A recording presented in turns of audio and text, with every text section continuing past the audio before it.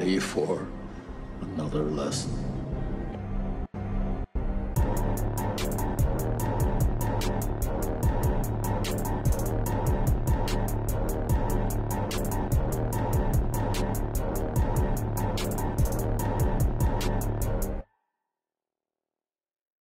What's up, everybody? Welcome back to Back Row Banter, your favorite casual movie talk podcast. I'm one of your hosts, Adam Schwartz, and on today's episode, we have two new projects in the works at two separate streaming services. No trailer talk this week. The new streaming list is one of the lightest we've ever had, so not a lot coming this week. We'll get to what we're watching, of course, and then our main review for the episode is Blade. And I'm going to clarify, from 1998 for any future guaranteed potential Blade movies in the future with Mahershala Ali. So, Blade, 1998. But before we get to any of that, I'm joined today, of course, making his return is nightclub clubbing Nathaniel. What up, folks? I'm nightclub clubbing Nathaniel. I'm back. He's back. It's me and my bat. What was that one for? I don't remember, but it was somewhat recent. Yeah, it really was. Batman, maybe? Yeah, that's what it was. Yeah, it was. Maybe. Was. Yeah. Yeah, that's what it was, because we made the joke about I had a bat, and ironically, I wasn't the Batman. I was nightclub clubbing. Yeah.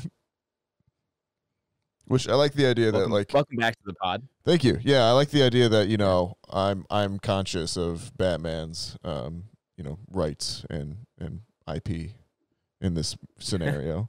That I've taken it out of my way to name myself something else. I like it too. I like this little universe we've got going. The back row, Back Row canon. Back Row cinematic universe. Yeah, BCU. Everyone knows it. Also joining us today is Pure Blood Tyler Vidalis. That's lit. Yeah, you like that one? I think so. Yeah, no alliteration for that one this week. You know, I usually try to match it up, alliterate, but I was like, yeah, that's fine. I feel like that fits Ty pretty well. Pure Blood Ty, you know. Yeah.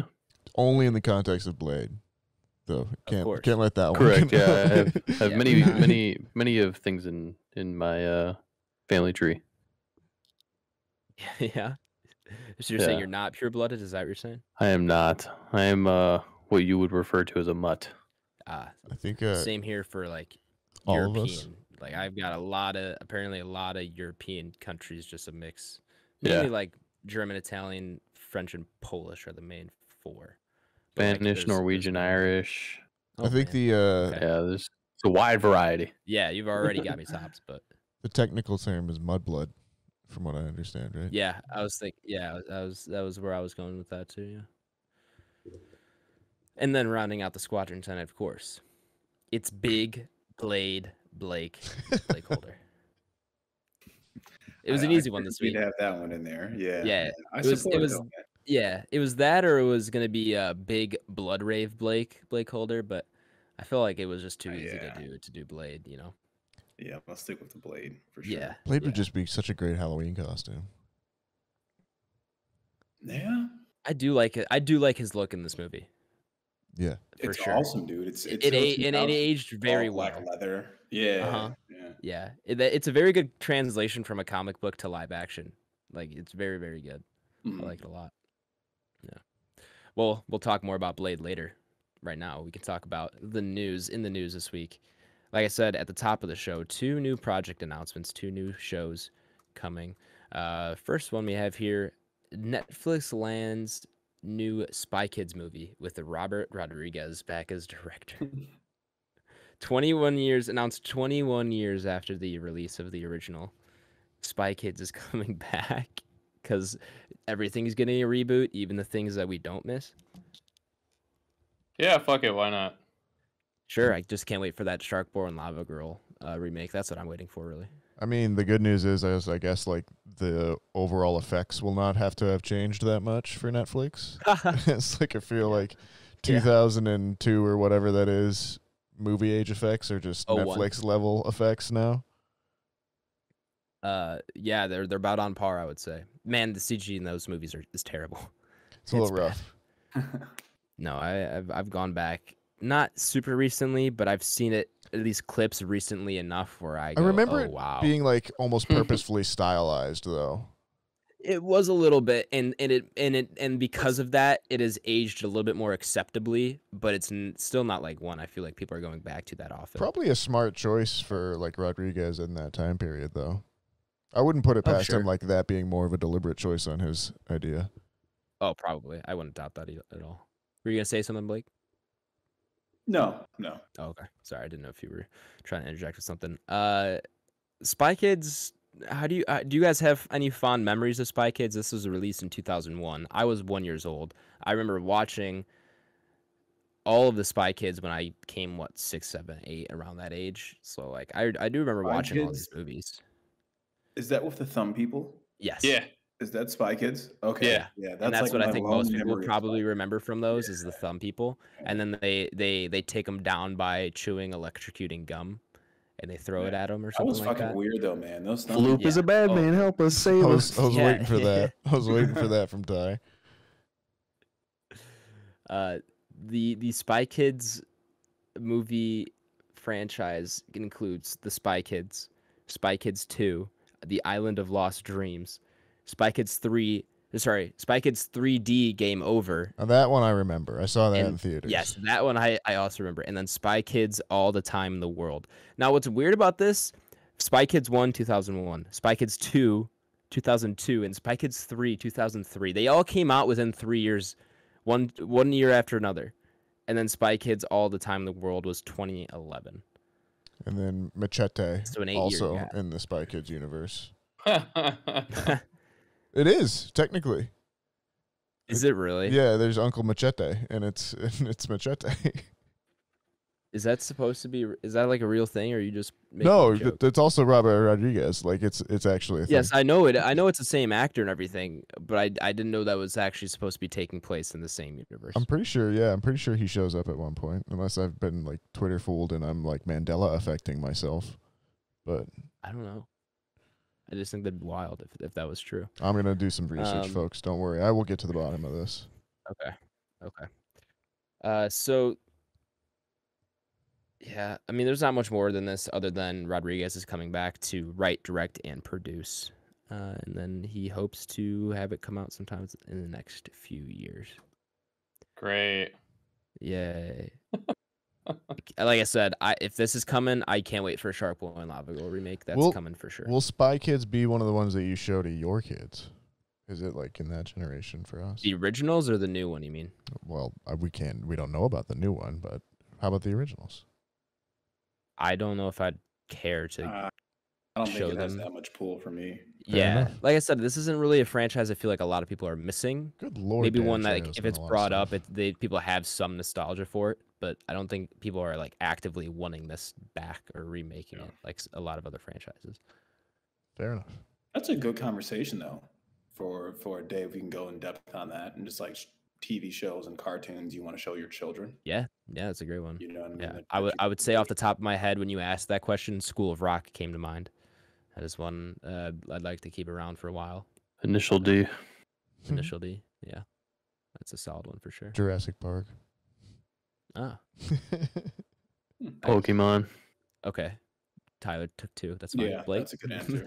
Blake, That's what a would you good say? Pokemon. These are just quick. Of course, we have a whole episode we could do on this. Oh but man, I don't know. Movies? top of your head, movie, TV show, whatever it is. It's tough. I love Courage the Cowardly Dog. That's Oh, probably my hilarious. show. Okay. And I think that got me into kind of my horror element as well. But I would say that's up there. Then I also think Ed, Ed, and Eddie's timeless, dude.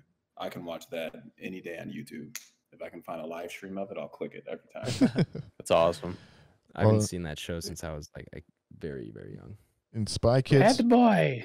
They're like borderline superheroes. They have like powers and shit. It's really weird the more in depth you get into it. But it's awesome, man. It's cool.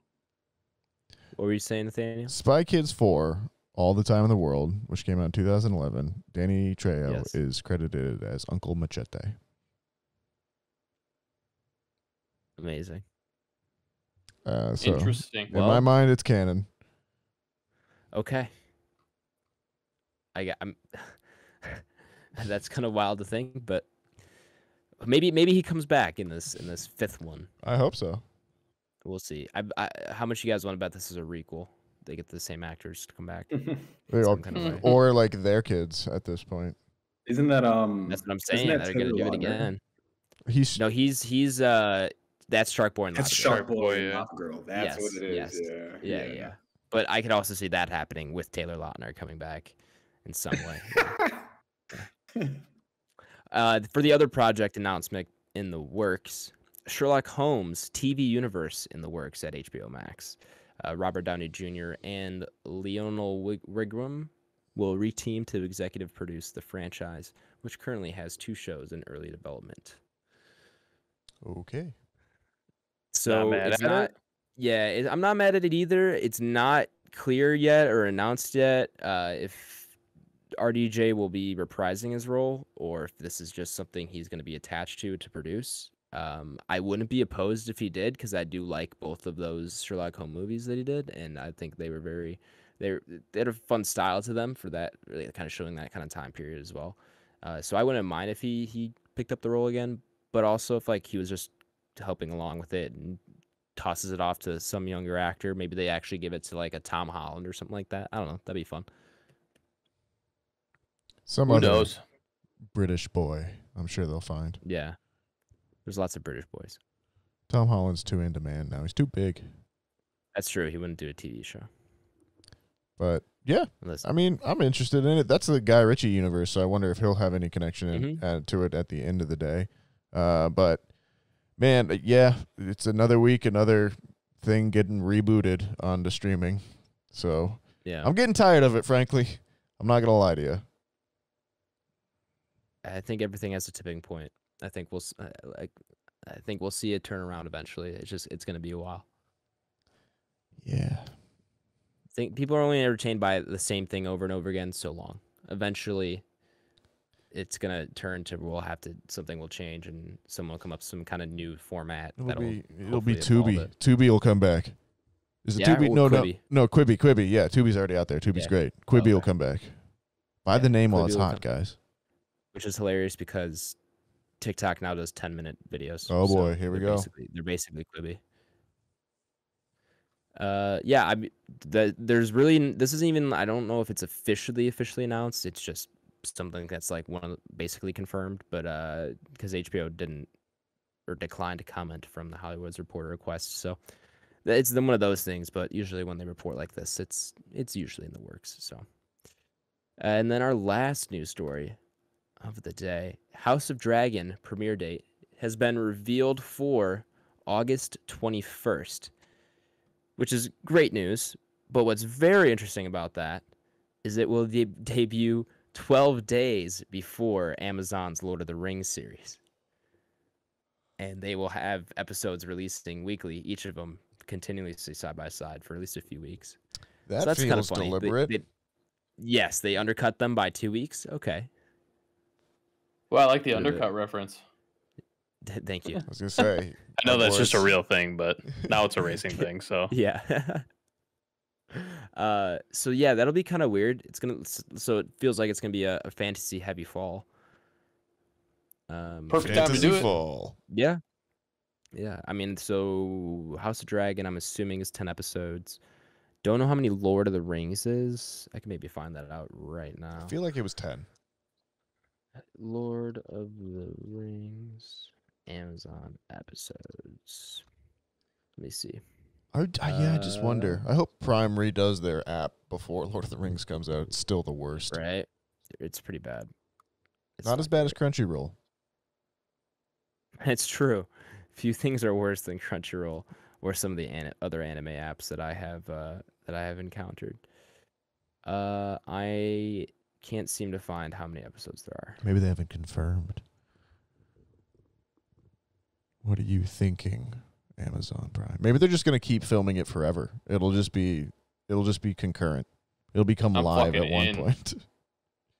They're adapting the Silmarillion, right? That's like 1,000 pages. It'll be fine. Yeah. It'll just run forever. Apparently, okay. I'm seeing multiple websites say 8 episodes. Wow.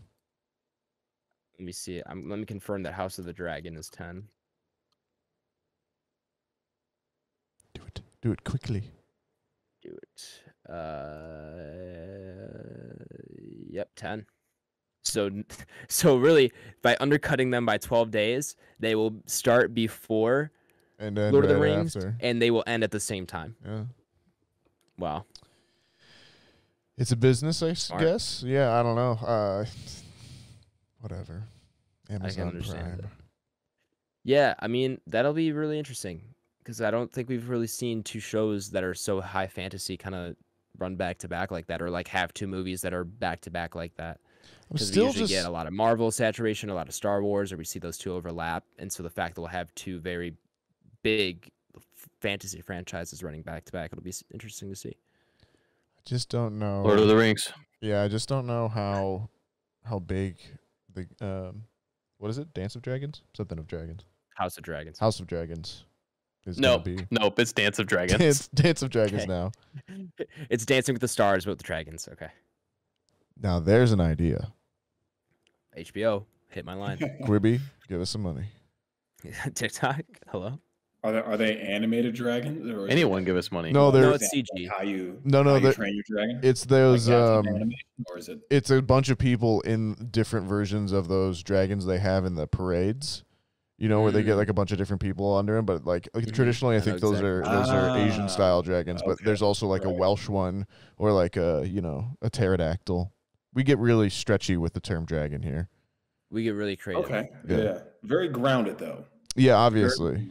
Yeah. Yeah. Very reverent and respectful of those cultures, of course. Wouldn't be Oh, that offensive sounds at all. dope. So Ty, of course, you're gonna go Lord of the Rings. I am more interested to see how the public reacts to like which one they like better, because obviously with Twitter nowadays, you're always gonna hop on the day an episode comes out, and it's something's got buzz, whatever it is that week, that day, something's gonna have buzz about it. So if they're running at the same time for the entirety of their each runtime, for the entirety of like Lord of the Rings and House of Dragons up at the same time, like I'd be very interested to see which one kind of comes out on top in that battle. And if of the two of the probably biggest fantasy franchises that we have, I think maybe Game of Thrones, House of the Dragon has a bit of an advantage with coming out first, because those first two episodes that air before the Lord of the Rings, if they're good and they get buzz, that's gonna give them some energy going into those final what do we say, 8 weeks with Lord of the Rings. Wait, And Yeah. also, we don't know how, we haven't really seen much from Lord of the Rings, so we have no idea how good that's going to be, because we've never seen a Lord of the Rings TV show, although it's cost $500 million to make. So. Oh, $1 billion, I think. I think they said it was the What, first it $1 wasn't billion $1 billion? show. Yeah. Yeah. Oh shit. Okay. Just so wait you have till that. wait till Netflix announces like their high fantasy show for that week as well too. Maybe Witcher season Oh, 3. Shark Boy and Lava Girl. Oh, there you go. is that what they're launching that week? The highest of Surprise drop. fantasies. Yeah. That'd be weird if Witcher was out at the same time, but I think season 2 just came out last year. Yeah. Oh, Season yeah. 2 is not too old. Yeah, I know. So, I'm yeah. just spitballing here. But of course, yeah, Netflix Yeah. would throw something out just to, have something out. Whatever It's- true crime maybe- genre they're doing. That yeah, week. what is that one Will Smith one that they did a few years Bright? ago? What was it? Bright? Right? Yeah. Bright? Right. Yeah, sorry, Right, like you that. cut out. Yeah, they could do that, I'm sure, Actually, into not a too bad. TV show. I I actually remember like the watching movie. it. It wasn't bad. It was pretty good. Yeah, it was good. It was honestly for a Netflix movie, pretty good. Yeah, it was better than I thought it was going to be. Cool concept. Say that much. Yeah, Yeah. cool concept. Better Yeah, than no, Project Adam, I Power. can agree with you a little bit. The only counterpoint would be it's Lord of the Rings. Yeah. So, and as good as Game of Thrones is or was, it just won't ever be Lord of the Rings. What if the show changes that? Dun, I don't. You're gonna get a lot of purists that are basically just gonna say, it's one half dozen or the other. You either like one or you like the other, and there's a Yeah, I lot of wonder if people out this- there that are just gonna say you can like both, and Yeah, I don't know if You this is know, going to change many like dedicated allegiances. Like you're a Lord of the nah, Rings I fan. mean, I doubt this would switch you off of that to more yeah, of a this Game of Thrones isn't going to fan. change anybody's mind, which is Yeah. why I think that it's okay that they're coming out congruently, because Yeah, I'm not. Yeah, I don't think you're one is going not. to hamper the other, but Yeah, you're not going to get the debate that you get with between like Star Trek or Star Wars, because Mhm. like these have both been out for a while, so like whoever's attached to one is already going to be attached to that same one. sure. You might gain respect for the other one, but Yeah. Well, I'm excited for both of those shows, and it's going to be fun having them both air around the same time. Yeah, like I said, so that's it for the news. No trailer talk this week. We can get into, I guess, briefly, the Adam Schwartz's completely subjective new to streaming list for the week of April 3rd through the 9th. For anyone who doesn't know, this list is hand selected by myself, Adam Schwartz, for all the things that come to the streaming services this week. There's a lot of things that come, but only some of it is really worth checking out. Netflix, Amazon, Hulu don't have anything worth checking out. There's not a lot coming to them, period. And of the stuff coming, I was just like, don't know what this stuff is. So, nothing really coming there. HBO Max is getting Man of Steel, Again? which is yeah, I guess it's coming back, or probably renewal of the license in some way, even though they own it. I don't know how that stuff works. I mean, I don't know why it would leave the service and come back if it's an HBO movie, or a Warner Bros. Movie, but yeah, I I don't know. rewatched that. That's one I've been meaning to go back to. One of the better DC films, in my opinion. I'd agree. Yeah, I would also agree. I like that one a lot. I think at the Yeah. time, it was weird because I think the like very initial reception was positive, then it soured, and then it came back up. It was a weird little dip. I Yeah, agree. little trough it made in how people You viewed that had to movie. have the catalog of DC to kind of compare to. Where, Yeah, like, that's once you now true. have a catalog, you're like, oh, that movie's not that bad. Because I That think movie's that bad. movie came out and everyone's direct comparison was going to be the Dark Knight trilogy, which it had just Yeah, had. because that was like 2012. So 2013 or is Man of Steel, and then Dark Knight Rises was 2011, I believe. 20, So you, I think 12. Don't forget Was it Jonah Hex and Green Lantern. Green Lantern No. was like 2008. Green Lantern's 2011. 2011. Oh, you're right. Bad. You're right. Either But way, yeah, Man of Steel though, dude. I agree.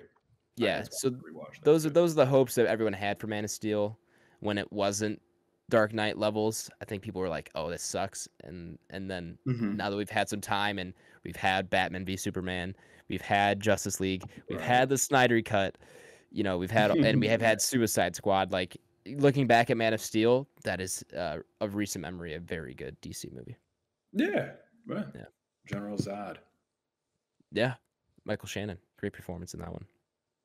Sure. All right, that's it for HBO Max, and then Disney Plus is getting Moon Knight episode 2, which is already out today of recording. So this Wednesday, whenever this goes live, which is probably tonight, whatever. But that's already out. And then they are also getting Jordan Rides the Bus. The description reads: in the fall of 1993, in his prime and at the summit of the sports world, Michael Jordan walked away from pro basketball. So this is kind of like a short documentary about his time in baseball. Yeah, I think it's a 30 for 30. Is it? I feel like both of those are. Originally, maybe. And obviously Disney owns ESPN, so that would make sense. Yes, it would. Because the other one that Nathaniel's referencing is 4 Days in October. A look at one of the greatest comebacks in the history of sports. The 2004 ALCS saw the Boston Red Sox become the first team in history to erase a 3-0 deficit against their rivals, the Yankees. Which would make sense as well, too, because with Disney Plus adding the Netflix stuff for Marvel, they now have the mature tag.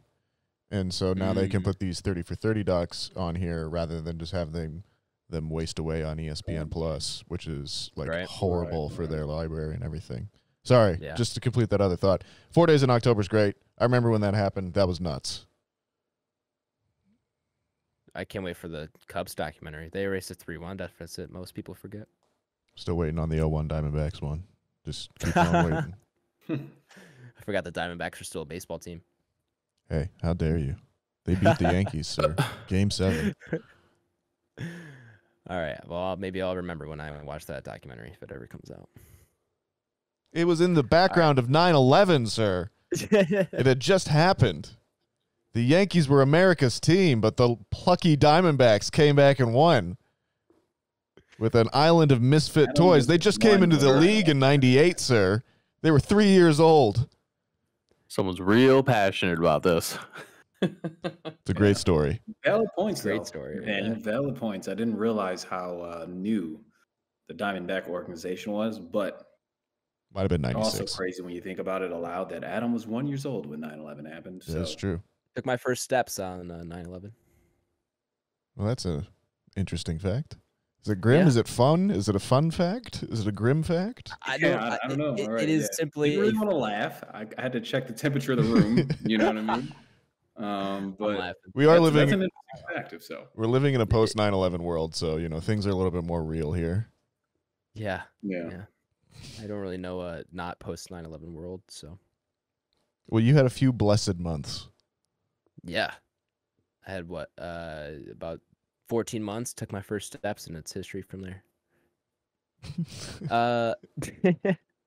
And here we are, And 20 here we years are, later, yeah, folks, on a podcast. If you hadn't taken your first steps that day, would we be here now? Who knows? Who knows? Butterfly effect. It's really a butterfly effect, isn't it? Yep. And I think of all the things that happened on that day, me taking my first steps might have been the most important. We don't know yet. Well, to you, maybe. To me. at Yeah, I was least, like, for your life, absolutely. You probably. should 100% make that argument. Probably. Yeah. Yeah. Not to downplay anything else. Yeah. But Of course. We're just having fun. All right. Well, that's it for the new streaming list here. We can get into what we're watching because obviously there's not a lot coming into streaming. There's not a lot of new things to watch. So let's make some recommendation here, boyos. Who wants to start it off here?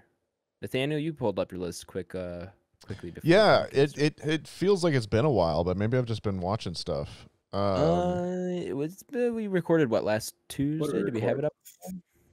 no, I think we did Thursday.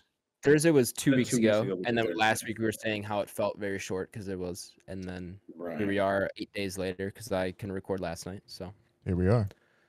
here we are. Yeah, so I got to The Howling. Did I say that last week? I don't think so. I don't think so. Okay, I don't so The Howling. This is a horror film for the horror boys. Came out, I want to say, in the 80s. Got to spell it correctly. Yeah, 81. It's directed by Joe Dante, who we would know more from Gremlins. It stars Dee Wallace and Patrick McEnany, but it's a very fun werewolf movie, actually.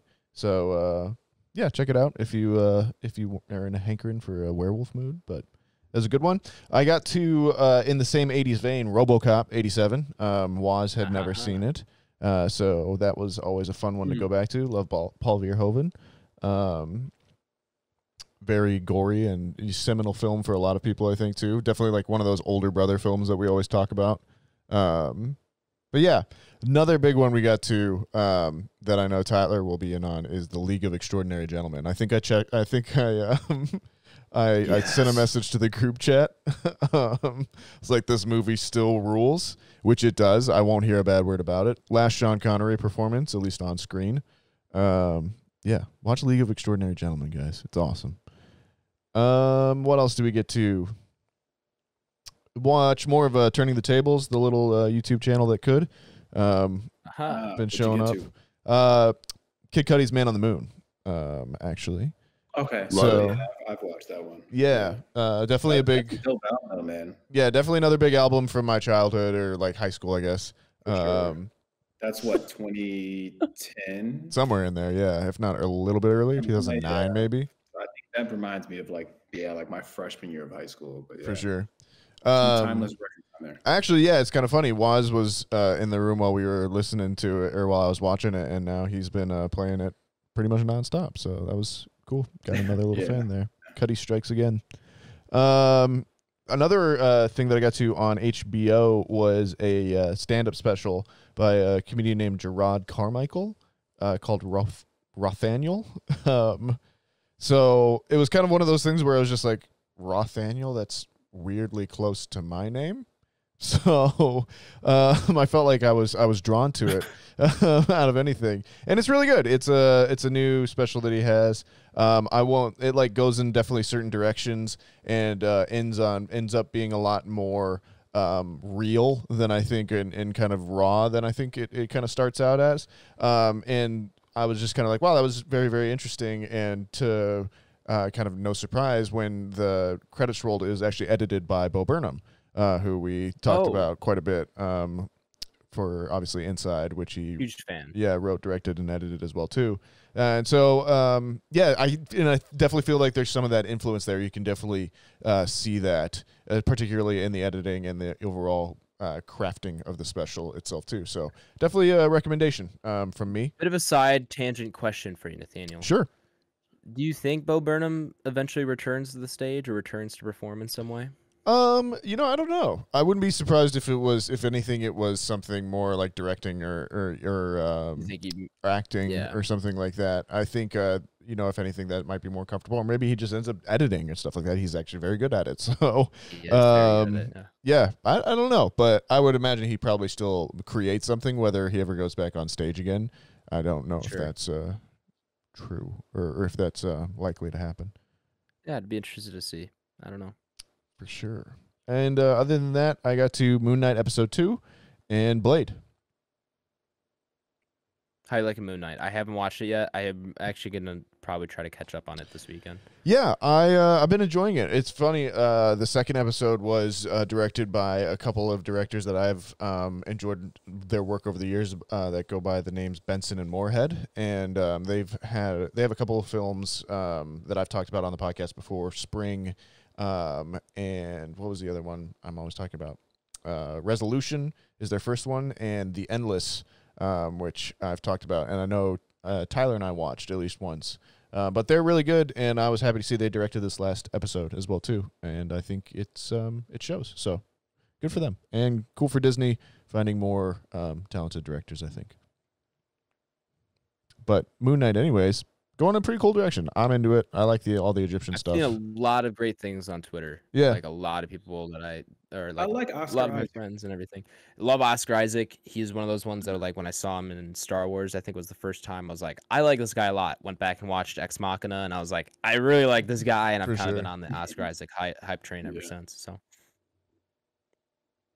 Yeah, I think it's a recommend for me. I think it'd be a cool one. Like Blake, I think you could even watch it too. It's not super connected to the Marvel universe, so like you can almost pick it up just as a show, I would say, or to any listeners out there that maybe aren't super onto the Marvel stuff anymore or anything. Like if you just wanted to start that show, so far it doesn't feel super tied into the universe or anything like that. So that's the vibe I got from it from the trailers too. Yeah. What are those 30 steps? The first one's 45, second one's 52. So. Oh, okay. Yeah. Decent size. If you were to get into a show, Blake, it has to be Drive to Survive. That has to be the next one you watch. I genuinely think you would love it. Yeah. I genuinely do. Think so, man. Between At you least, all, yeah. There's two sports podcasts one brought it up a few months ago. The other one, I shouldn't see the link. They brought it up like last week. Mm-hmm. And they all say the same thing. It's awesome. They're greatly into sports, and they're like, this shit is just entertaining, man. It's interesting. You know what I mean? So yeah. I think I will probably jump on the bandwagon. Yeah, I think I will break one. No shame. Root for Hamilton. Root for Verstappen if you want. No one cares. We're all just having fun. I honestly don't care who anybody's a fan of. Yeah. Well, I'm a fan of everyone. Unless you're a Stroll fan. If you're a Stroll fan, get the fuck out of here. Who the hell's a Stroll fan? Are you all fans of drivers or of the actual racing teams? Both. Kind of both. Yeah, it's hard to explain, and if you were to get into it, you'd kind of understand what we mean. But as I've said before, go ahead. Go ahead. I was just gonna say I think you find a team that you really prefer over another team, but at the end of the day, you don't really care who win or lose because it's just like so much fun, and there's really only like two people on the grid that you hate, and everybody hates the same people. So everybody gets Yeah. along. Yeah, everyone's kind of in agreement. So it's like those two people we root against. Everyone else, it's like, oh, cool. He won. That's good for him. Yeah. Because I've said before on the podcast, like there's 20 drivers, 10 teams. That's it. That's all you have to keep track of. So the storylines. You can kind of get an idea of the personality of each driver, especially through the show. And so it's hard to like pick someone to root for. To the point where it's like I love Hamilton. Decided he's probably like my man crush. Like I love Hamilton. He's got so much swagger. He's awesome. And like now I follow him on Instagram. He's skydiving on his day off. Like dude's having the time of his life. I saw that. He said he did 10 jumps or something like that. He's just like, oh yeah, just did a bunch. Whatever. Oh, hey, we're lost Discord there for a second, folks. That means it's time for the station identification. You're listening to Smooth Jazz, KYOT, the Coyote. And we're back. But yes, Lewis Hamilton was jumping out of airplanes quite often. And living his best life. Yeah. And then I was going, how can you root for the guy who won 7 years in a row? So I have that conflict in me, and then I go, I do actually really like Max Verstappen as well, where he's the up and comer, kind of the underdog last year who ended up winning it, and he's an incredible racer and everything, and then. But like you go down the list of drivers and I go, oh, that guy's awesome. Like he's really humble and cool. Like I've like Ocon a lot. I like Perez, Checo a lot. Like there's not a lot of people I don't like. I love Valtteri Bottas. Like I keep going and I don't have. It's hard to like root for one person because that means all these other people that I really really do like a lot. I'm not gonna like root against them. So it's kind of hard. Agreed. Yeah.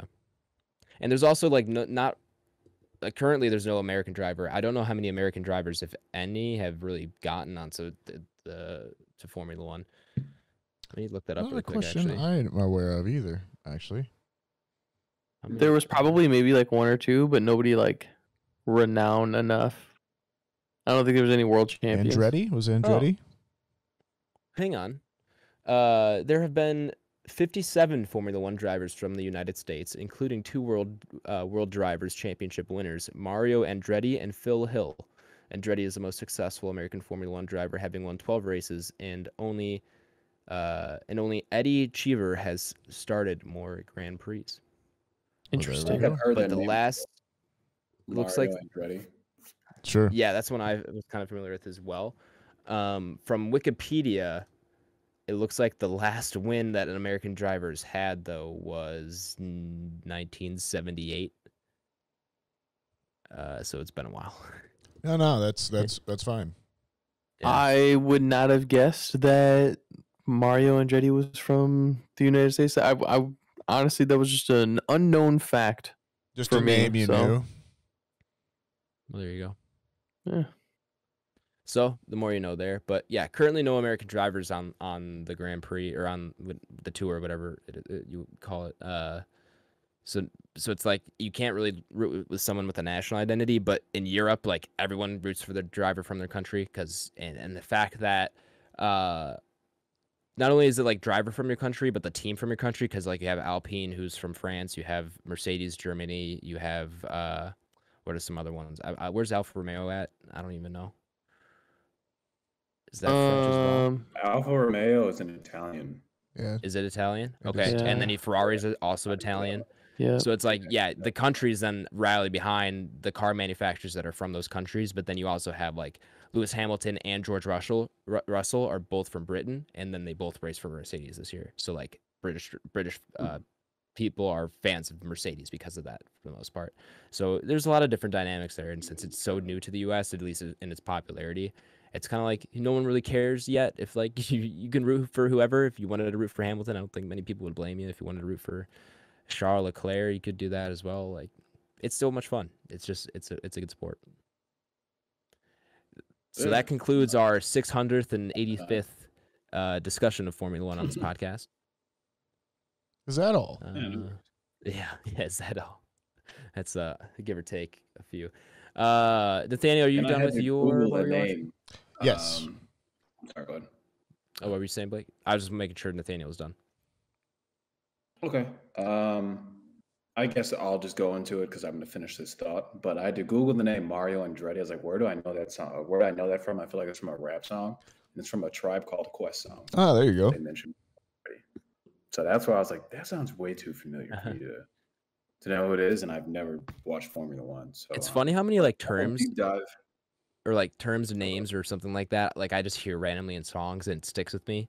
And then I hear outside of Sure. that song like used, and I'm like, oh, Yeah. like that's yeah, Yeah, the that's how I thing. felt then. I'm like, That happened to me the other day. I forgot what it was familiar. with. It was Immaculate Conception, and I always remember the Kendrick verse in Damn. I forgot what song is it. I think it might be in Humble. But I was like, I've never heard Immaculate Conception really used outside of that song. So that was kind of funny. No, it's dope, man. Blake, why don't you take it away with your yeah. what we're watching list? Okay, cool. Yeah, I'll jump into it. I got to a few things. One just kind of got to a popcorn movie. I watched Pacific Rim. There you go. Just kind of Nice. wanted to have something go up. I was close to actually watching like the original, not the original Godzilla, 2014 Godzilla, Okay. because I haven't watched that in a long time. I just wanted to watch like a big monster flick. But then I was like, you know what? Fuck it. I'll put on Pacific Rim. Love it. That was cool. Totally forgot Idris Elba's in that. But that's Yeah. like such an Idris Elba So great. role. Like the army lieutenant type guy. You know what I mean? 100%. So that was cool. Nothing crazy, but pretty good monster designs and everything. I see why they made a sequel, right? I can certainly see how they were able to make that profitable. But nothing too deep to go into that one. Another one I got to, this is probably my third most anticipated thing I wanted to get to. I watched 21 Bridges, and I've been meaning to watch that for a while because that's the Chadwick Boseman joint, and I just never got around to it. It's from 2019, and it was on Amazon Prime, and it somehow came up on their algorithm because their app fucking sucks. But it popped up. I was like, oh shit, I'll watch this. I don't have anything going on. And it's pretty good, kind of hokey a little bit. You know what I mean? Opposed to like coming from watching like Training Day 8 weeks ago to watching something like this is like night and day. Do you know what I mean? But still like a pretty good buddy cop movie for the most part, you know, some pretty good action scenes. It is cool to see Chadwick Boseman kind of still on screen and working as well. And I think he did pretty good. It's a different role than what we've seen him in before. So yeah, not too much. That director, Brian Kirk, I'm not too familiar with him. So I don't know if that's kind of something new on the scene for him, but there are a few things that you'd probably point out where it's not the greatest film, but still pretty good. Shout out Chadwick Boseman, RIP. Another one I got to, so this is actually one I've really been trying to get to for a while because I came across it on Instagram. I follow a page. I think I've pretty much tagged all of you in that page before at one point because they just post like a ton of like pop culture reference shit. You know what I mean? Sure. So nonetheless, they posted a photo a few weeks back of Natalie Portman, and it was her like in a pink wig, and it was a movie. And I was like, the movie looks so familiar, but I couldn't pinpoint. I had to read through the comments, and it's Closer.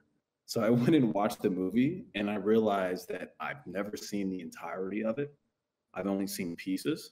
So I watched that for the first time, and that was a really good movie, dude. So if none of you guys have seen that, have any of you guys seen that, heard of it? I have not, no. Is Blake a little bit choppy for anyone else? Yes. A little bit. Okay. Where was I at?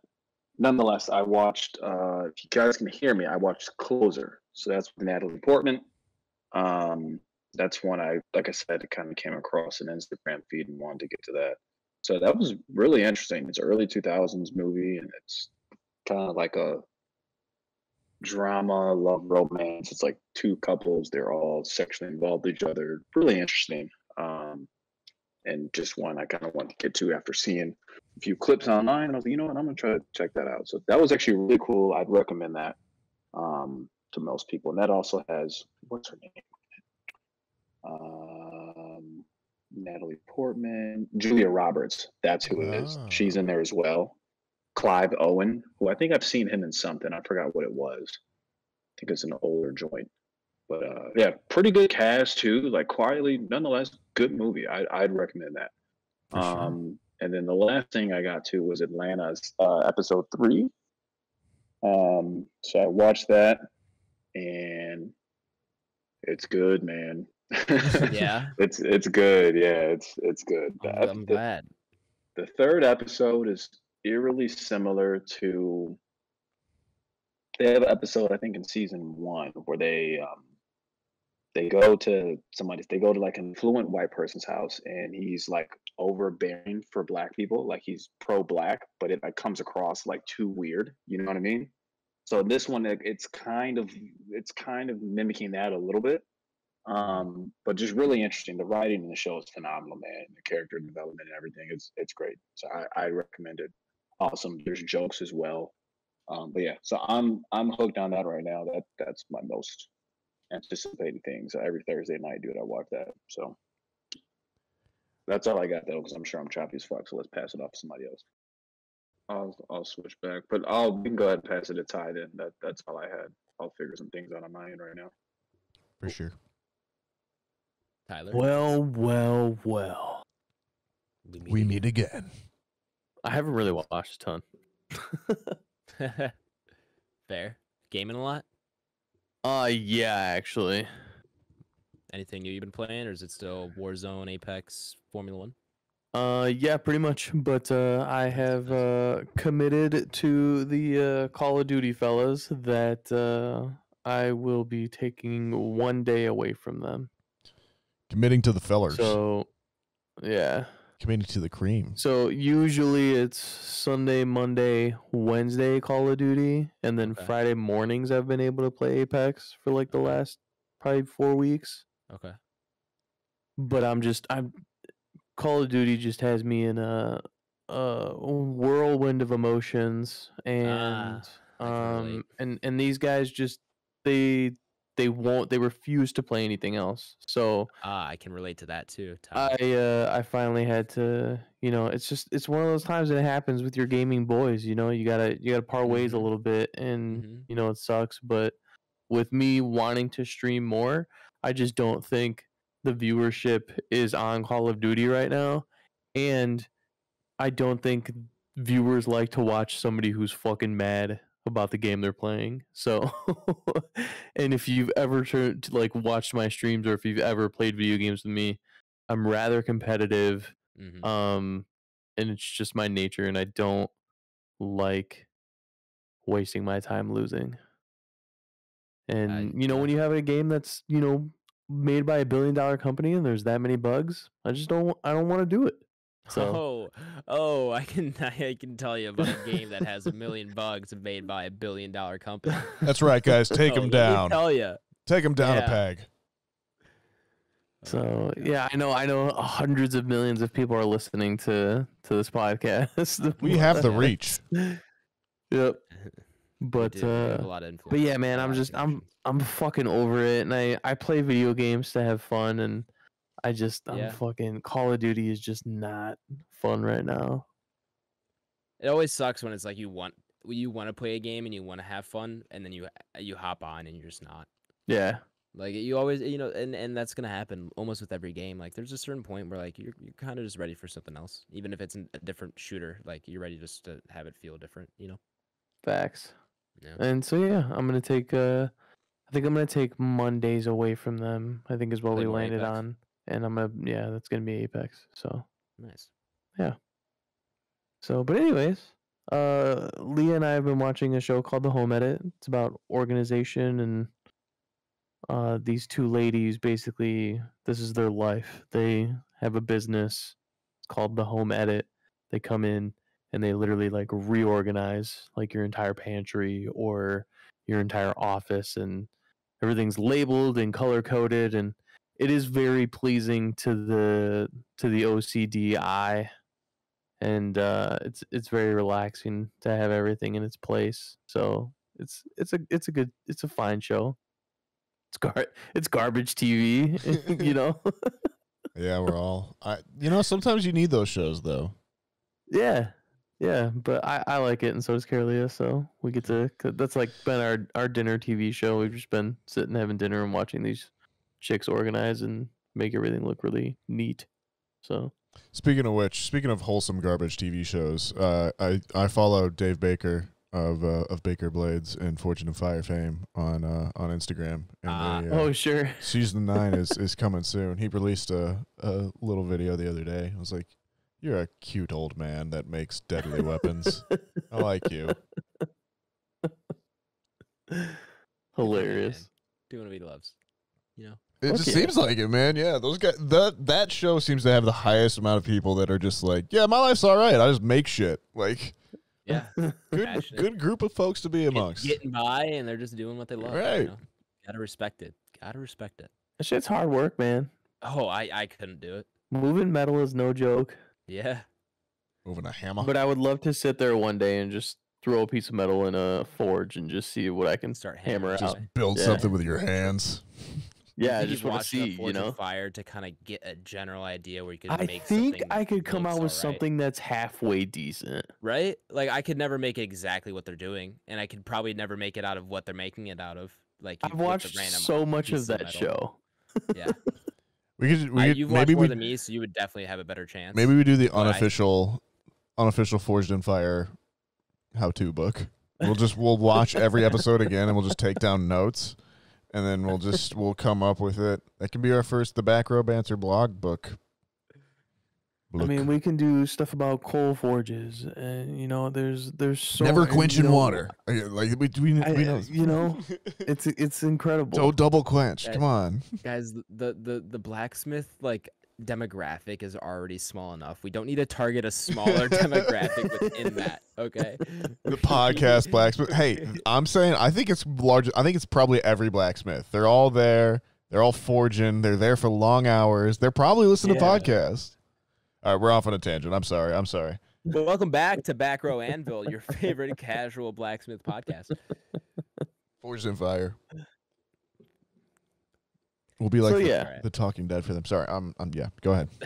This Well, we're it's watching actually- segment has that's been actually- a trip. It's actually been an okay segue because I actually watched a couple episodes of Forge and Fire, so Oh, Look at awesome. that. that's totally fine. Nice. Another kind of trash movie I got around to. Well, I guess the only kind of trash movie I got around to. I had not watched this movie in its entirety because I heard so many bad things about it, but it is by one of my all-time favorite directors, Peter Jackson. So I had to kind of look into it. When I saw it was streaming for free, I was like, whatever, fuck it. I'm going to see what it's about. It's called Mortal Engines. I'm sure Nathaniel's heard about it. Sure. Okay, yep, sure. So, yeah, it's a lot of people gave it a bad rap and just garbage. And, for the first like 30 minutes, I was like, this isn't half bad. And then everything goes to shit. I'm like, what the fuck is happening? And it's just like there's like a really pointless love story at the end. I'm like, this is stupid. Like, this did not need to happen. But you can see it happening the whole time. Is that directed by Peter Jackson too? Actually. Yeah. Oh wow. Okay. Yeah, that's a rough one. Yeah. Yeah. It's not. It's not. I mean, it's funny, but it's not fun. Yeah. It just looks like it wants to get pulled in so many different ways. I feel like not for you to turn on a Peter Jackson movie too, like that's significant. Like that is one of your all-time homeboys of all homeboys. Sorry, it's actually directed by Christensen Rivers. Oh, okay. Well, that saves my heart a little bit, I think. Yeah, but either way. True. If Peter Jackson's got his hands in it, I almost expect greatness. Fair enough. So he's just one of those guys that I trust. He's earned it. And then I did kind of I've been kind of keeping these secondary movies that I watch in the same vein as what our review is. So I ended up kind of scrolling through it, and I had not watched this movie in probably almost 15 years, if not more. And I had to turn it on. So, and that was a Minority Report. Oh, I've never. Oh, okay. Great movie. Awesome fucking movie. Is Tom Cruise at his most Tom Cruise in that one? Would you say? It's pretty Tom Cruise. It's very Tom Cruise, if I remember correctly. It is. And I love it because it's old Tom Cruise. You mean young Tom Cruise? Sure. Paradox. He's always Anytime been I the think of same Tom age. Cruise, I just think of the Family Guy episode. Oh, They got Tom Cruise, and you he's just can't catch fucking me, gay running the whole thoughts. episode. Yeah. I remember there's like a statistic out there that the more Tom Cruise runs in a movie, the more successful it is. Good. Like, Everyone just loves to watch him run. It makes sense. Yeah, they measure the distance he ran in every movie he's ever been in, and the ones that he runs in the most are the most successful, or something like that. There's some things that are just fascinating to watch run, like horses, Sure. cheetahs, True. the fastest Tom land Cruise. animal, and Tom At one Cruise. point, all 4 paws come off the ground while they're running. Just like Tom Yeah. Cruise. True. My favorite Tom Cruise one is the one where he runs across the rooftop and then jumps and snaps his ankle. Mission And what Impossible, movie is that? whatever that That's is. Rogue Nation. Real, that actually Yeah. happened. You like that? Yeah, that was I not a remember cut. that. I remember yeah, that. yeah. Dan, they used that take. One day he will kill himself for a stunt. We'll all be witnesses. incredible. And he'll be applauded for it. He will. He'll be upside I- down on a hot air balloon or whatever, and like plummet It'll to the land earth, on him. but it, like blow up in like an actual like cartoon plume of smoke. Oh man. And that's all I got.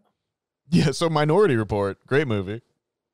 Awesome Haven't seen movie. Recommend. That's where do you think that ranks on your Spielberg list? Man.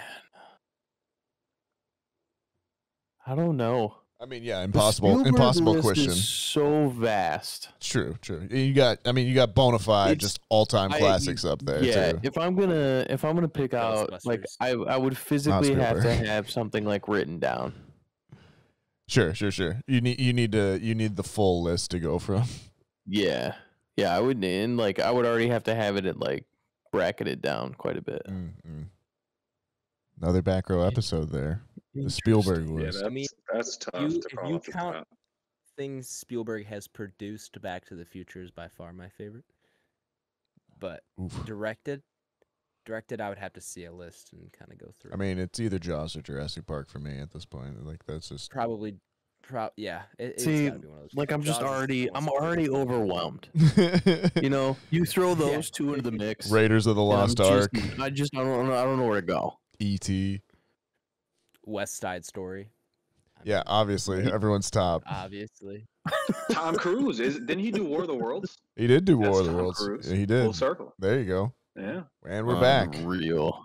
But yeah, Minority Report, another Spielberg joint. Yeah, so I had a lot of fun with that. But yeah, other than that, that's all I got. Cool. My list is also pretty short. Just been watching more Ozark. Still in season 1 on that rewatch. We have till the end of the month. I think April 29th is when the final half of the 4th season comes out. So I don't know if I'll be caught up by then. I'm kind of just going to keep going at a steady pace. If I'm caught up, I'm caught up. By then, if I'm not, I'll just get to those episodes when I get to them. But yeah, great on the rewatch. It's fun seeing these characters at their origin, knowing where the story goes, because each season gets better than the last. It's one of those shows. So seeing this first season and being so invested, just knowing where it goes, has been really fun. So yeah, doing that. That's pretty much been it. Something I forgot to mention on last week's episode is I've also watched more Turning the Tables. I've watched the Blonde, Frank Ocean's Blonde Do episode. like that one. Great app. I believe love that College. Yeah, that album and that episode were both very good. And then College Dropout, Kanye's first album. Watched that episode, or at least like watched half of it. And there's another one. I think it was Mac Miller's Swimming. I Sure. think I did that Yeah, one as well. he did Swimming in Circles. Yeah. I need to so get I've into more watched Mac a couple Miller. of those. I wish he He's- would do what's it? I can't think of the Red album cover. It's like watching movies with no sound or watching movies with the Mhm. sound off. Yeah, That's like one of my favorite Mac Miller albums. I wish they'd throw that one on there. I'm sure they'll get to it. They're gonna get to all the popular albums out there and all the like unpopular albums from popular artists. They'll get to those too. Right. I mean, yeah, they do Uh, one a week. It's pretty impressive, really. Yeah. Yeah. We also do on a week, so that's pretty impressive. Thanks. Fair enough. Listeners, you heard it here first. You heard it here first. We're calling ourselves impressive. Yep. Very humble. All right, we're fast approaching 100 episodes, which is impressive. Let's be honest. That is, yeah. Yeah. And then, I mean, Tyler talked about his games for a while and how broken they are. I bang my head almost every night against my wall playing Halo because that game's a mess. Hello. So, yeah, it's been interesting. Walls might not as well exist in that game. You can just get shot through them, so it's really no point. Yeah, I could go on and on about how broken that game is, so I won't. Instead, we're going to talk about Blade, and I won't be in a bad mood anymore. Welcome, listeners, to the main review segment here. Nathaniel, the listener here is new, or maybe they've just forgotten. Can you give them a rundown of how our review segment works? What up, folks? I'm Nightclub Clubbing Nathaniel, and right here, we're going to get to our main review segment. The way the main review segment works here at Back Row Banter is it's split up into two sections. There is the non-spoiler section, and then there's the spoiler section. It's pretty self-explanatory. In the non-spoiler section, we'll go over the IMDb page, its summary, all that good stuff, the cast, everything you would ever want to know. From then on, we'll go around, give our opinions, our initial kind of thoughts. At the end of that, we will all have to decide if we recommend this movie. It has to be a yes or no. There is no nuance on the internet. From then on, it'll be spoilers. Well, I'll play the spoiler sound, so if you do not want to have anything spoiled for you, pay attention. It'll be in the show notes, and we'll play the spoiler noise, but do come back because after the spoiler section, we'll go into the Entropy list, which is our big list of everything we've watched on the podcast ranked. And, in the spoiler section, obviously, we'll go over any spoilers or our deeper thoughts. But with that being said, Adam, tell me about Blade. I would love to, Nathaniel. This is, of course, Blade 1998, as I clarified at the top of the show. We are getting a Blade 2023, 24, I'm assuming. I don't know when that is expected to come out since it was announced a few years back, with Mahershala Ali, another actor I very much like, and I'm excited to see him take on this role. But yes, this is 1998, rated R, with a runtime of 2 hours flat. Not a minute more, not a minute less. Can't ask for nothing better, man. Exactly. And then an IMDb rating of 7.1 out of 10, which... Well, that's higher than I thought. Exactly. For a movie like this, that's much, much higher than I thought, because most people are going to just drag these ratings into the mud because it aged poorly and the CGI is bad, stuff like that. Yeah, whatever that is. Directed by Stephen Norrington, who's really only done, the only other notable thing is League of Extraordinary Hell Gentlemen, yes. Which Nathaniel allegedly drunkenly texted the group chat. It's actually a good movie over the last week. I don't know if you're going to soberly stand by that. I did earlier. Okay. League of Extraordinary Gentlemen rules. If only for the fact that it is literally the movie that drove Sean Connery to retire from acting and Stephen Norrington to retire from directing. They hated each other so much that they both quit the film industry. So check that out. I still think it's awesome. Okay. Written by David S. Goyer, who went on to direct such blockbusters as Jumper. Or sorry, not direct, right. He wrote Jumper, but then, of course, went on. He did the story for The Dark Knight, The Dark Knight Rises. I don't know if he did Batman Begins. I want to say Okay. I think that was mostly the script, and then he kind of just clung on to it like a leech. Yeah, he did screenplay and story for Batman Begins, and then mainly just story stuff for Dark Knight and Dark Knight Rises with Nolan and his brother writing the screenplays there. If you've been around watching films long enough, you've seen a David S. Goyer script or whatever. He's just kind of always floating around, I would say. Man of Steel. Yeah. Just saw that on there. So we talked about that earlier. Batman v Superman: Dawn of Justice. He's done a decent amount since Blade. So certainly has. You've probably seen him or seen something he's done. Starring in the lead role, Wesley Snipes, Stephen Dorff, Chris Christopherson. I don't know how to pronounce her name. Is it Bush Wright? It's not just sure. N apostrophe Bush Wright. So I don't really know how to pronounce that.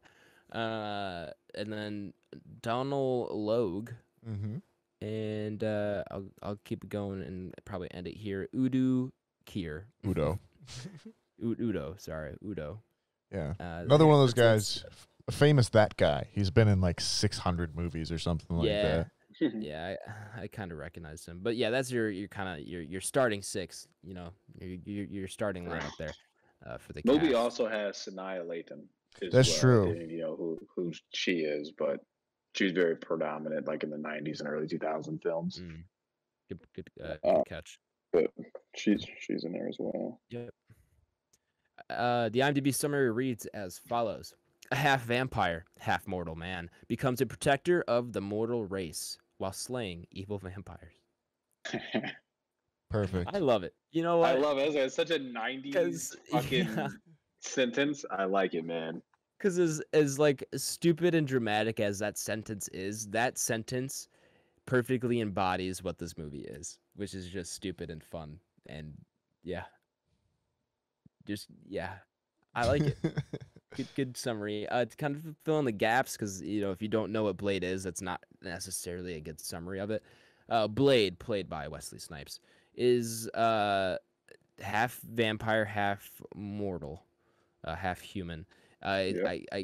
I don't know. I mean, it's kind of a spoiler, but it's revealed in the opening 30 seconds of this movie where his mom was bit by a vampire while she was pregnant with him, and so he comes out basically having the powers of a vampire without any of the cons that come with it. So he can go out in sunlight. He doesn't necessarily need to drink blood. They call him that the kind of thing. Daywalker. They call him the Daywalker, which is badass. I love that. Yeah. Yeah. And then he also has like the super speed, super strength, that kind of thing, without any of the drawbacks. So that's Blade for you. And then it's just he slays vampires. I mean, that's kind of the rest you need to know for this movie. There's not much more to spoil or say. So yeah, there's that. This was my first time watching. Everyone else has seen this, I'm assuming, on pod. And then Blake, this is like one you've mentioned quite a bit on pod before, right? Yeah. This is one I couldn't even tell you how many times I've seen this movie, to be completely honest with you. It's probably 10, 15 plus times. What do you like so much about it? Like, when did you first see this? What is there something specific that made it stick with you so much?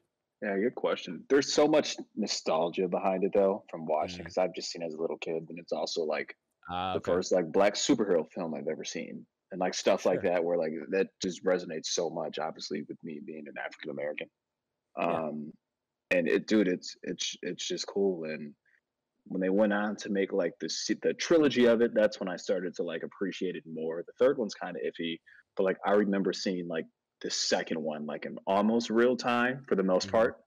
You know what I mean? Like that's something I remember like watching with my dad, and as well as the third one, and then it kind of just trickles back down to going to watch the first. But this is just one of those where it's always like it's such a '90s movie. Anybody who's like, "Have you seen Blade?" and everyone's like, "Fuck yeah, I love that movie." Like I've never come across somebody who's seen this movie and be like, "Oh, that movie sucks." You know what I mean? It's such a product of its time.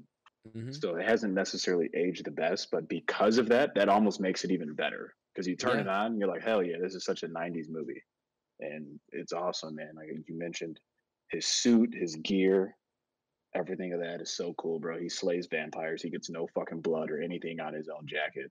Yeah, it's just awesome. Because all that blood was CGI, but I mean, besides that, how dare you? I mean, that's true, but yeah, no, I know what you mean.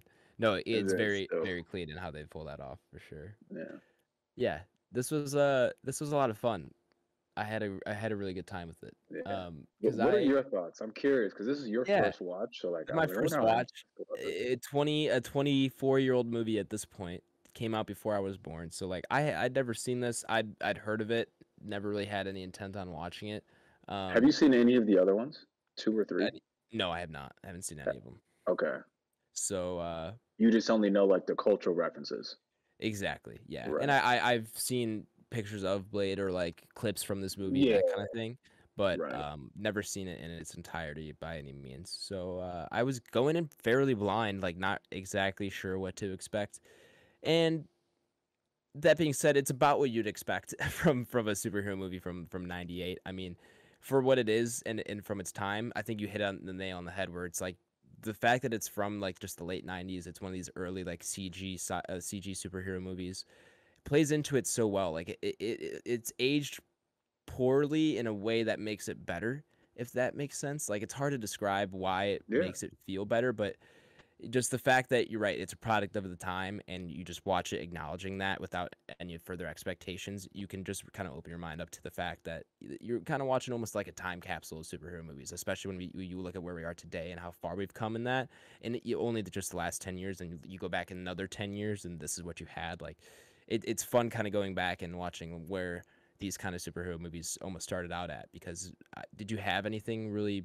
I mean, you had like the Batmans before this, but this was kind of, from my understanding, more towards that turn of like where you had the X-Men movies a few years later, and they kind of try to take them a little bit more serious of a turn, but this is kind of in between, where it's not completely serious, but it's not Batman. What was the?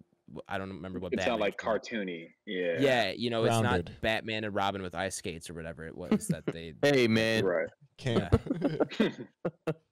So, no, I had a great time with this. Wesley Snipes was really fun. Like, I think he was cool to see in this role. And yeah, you know, I think I'll save more of my thoughts for the spoiler segment here, because there's more to go into. So, yeah, Nathaniel, Ty. Yeah, I mean, again, you know, it is kind of, just to echo what everyone's been saying, that epitome of like the 90s film before, you know, The Matrix came and ruined everything with their bullet time effect and all of that kind of stuff, you know. I think there's something to be said for the fact that it's New Line Cinema too, you know, who have this history and this knowledge of coming out of, you know, the horror genre and all the Nightmare on Elm Streets and all that kind of stuff, you know, and building with, you know, how to do a lot with a little. I think that just times it works really well with, you know, this character and this kind of story that they're telling at this time. They know how to do it. They know what it's going to look like. And I think that plays into the effect a little bit too. So not only are you getting a movie that, you know, or it maybe explains a little bit why this is such a time capsule of it, of, you know, the 90s, of that kind of pure 90s schlock, where it just knows what it is. And it knows it's going to be kind of what the edges are, but it knows how to walk those lines so well and everything. As I'm saying this, Steven Dorff is yelling at Donald Logue in the background. It's just very funny. But yeah, I think the actors are all really great. I think, you know, it's much more of a character than what you would see in like a Marvel movie nowadays, you know, with his kind of one-liners and his over-exaggerated poses and everything. It's very much more comic booky in that way. But yeah, it's incredible, in some ways. And just, you know, everyone in this movie is giving 110%. And I think that really kind of shows, too. So yeah, just a fun, time capsule. You know, they don't really make these kind of weird R-rated, you know, mid-budget, low-budget movies anymore, that aren't like strictly horror or something like that. So definitely something I would like to see more of. And yeah, I'm very excited for the new one, obviously. But Ty, your thoughts? I feel like this is one that you've also spent a lot of time with too. Yeah, man. This thing goes back.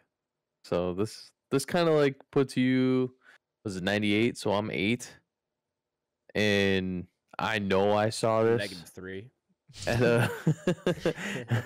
I know I saw this like at a relatively young age, so it's not like I had to wait to see this. So this is probably like it leans a little bit more on like the I can still be faced by like vampires, so I'm like, oh shit, like that's crazy. Like that's scary, kind of crazy, you know?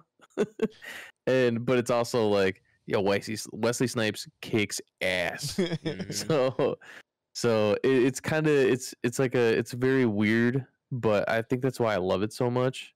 And I saw it at such a young age where I was like, this impacted me in a fearful way, but like a holy shit way. So it's got a couple different avenues that I've been through, and obviously as I've grown, I've just absolutely fell in love with Quinn, like the best character in the movie.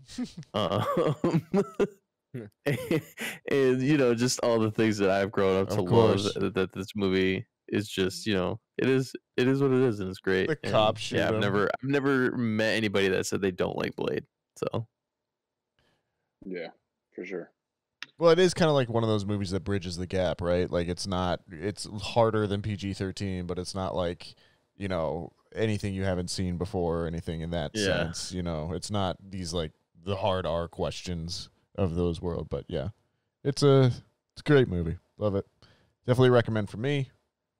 Watch Blade 2 as well, folks.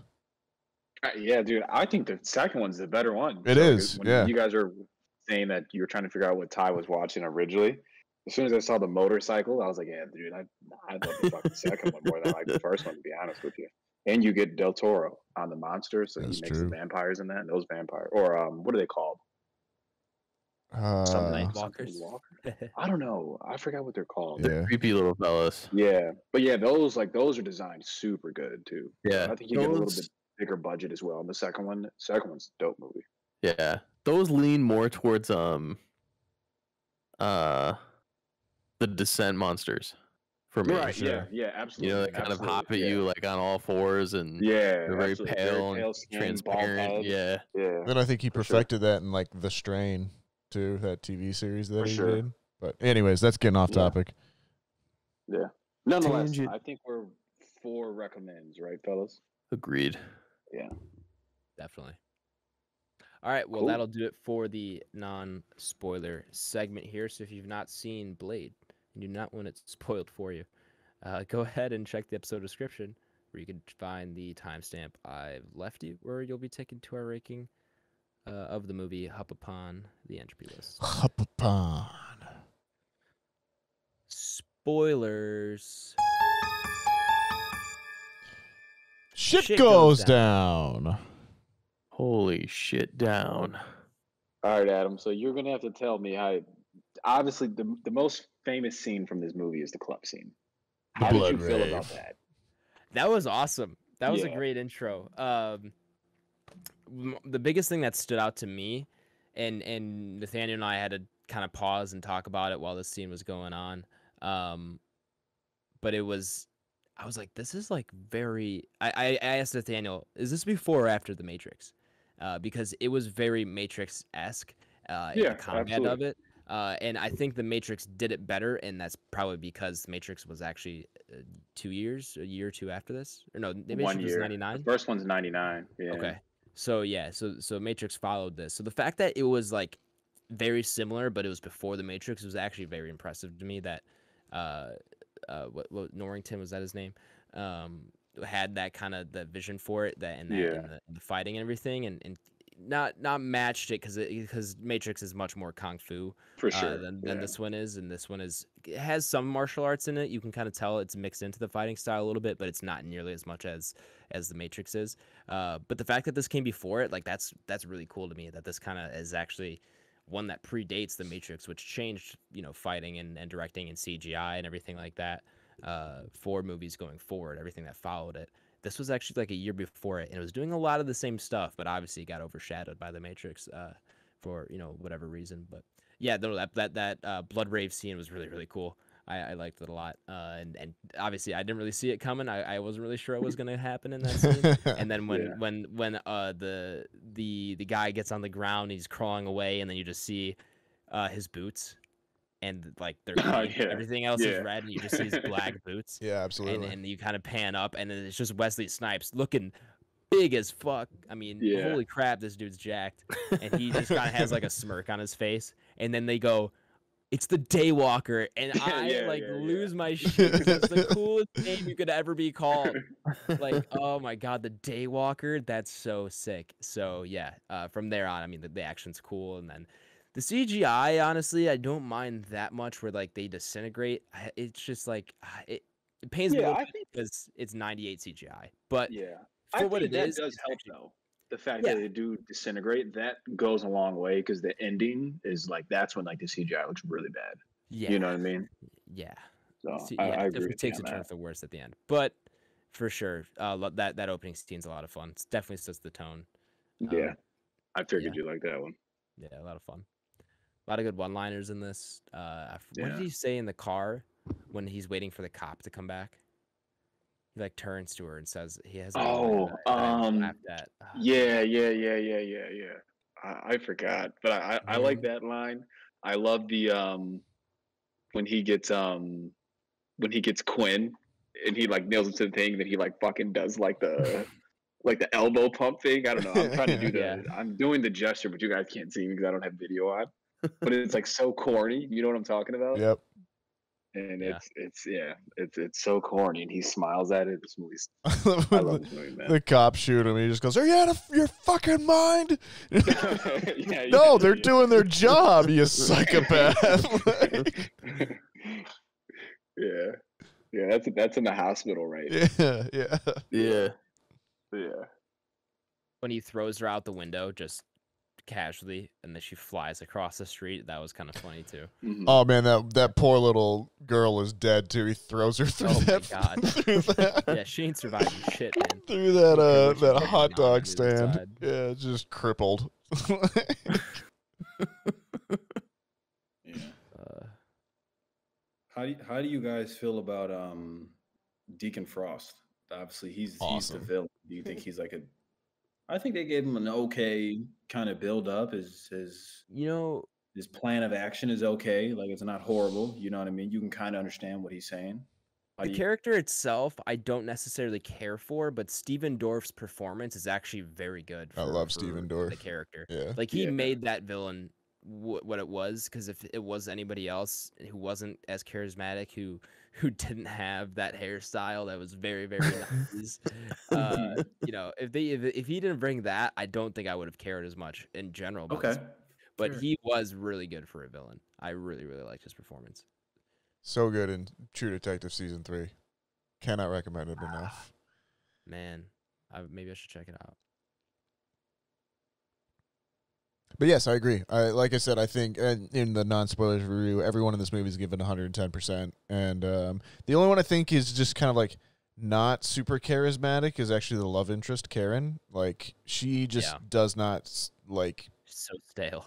Yeah, and it's not her fault. Like, you know, it's definitely the writing. Like, she's written to be a certain character, obviously. But I just think when everyone else is just, like... at that super heightened level, she's not quite at the acting at like the same level as everyone else, and just kind of matching their energy as well too. It's almost like everybody got a more detailed script. Yeah, I wouldn't disagree they with actually that. care about like what's happening in the movie, and she's almost kind of like just confused 90% of the time, and she's like, "Yeah, I mean, I guess." I'm with you, Chris Christopherson. Always good to see. That was I love Whistler. Oh, yeah. Whistler's dope. Yeah. I just looked up Blade quotes, and I can't find the one I think I'm thinking of. But one that I forgot is some motherfuckers always trying to ice skate. Get off that hill. Yeah. That one's good. And then that's the one that's classic. actually kind of badass is there are worse things out tonight than vampires. Like what? Like me. Yeah, That's a good line too. I love The ice skate uphill one is good too. I Yeah. forget he says it till every time he says it in the movie. Yeah, I know. The other good one's when Donald goes up to Steven Dorff and he's like, he's got a sword, he flips it up and down, and Steven Dorff's like, yeah, and he flips it, and I know. He just dismisses him. It's so funny.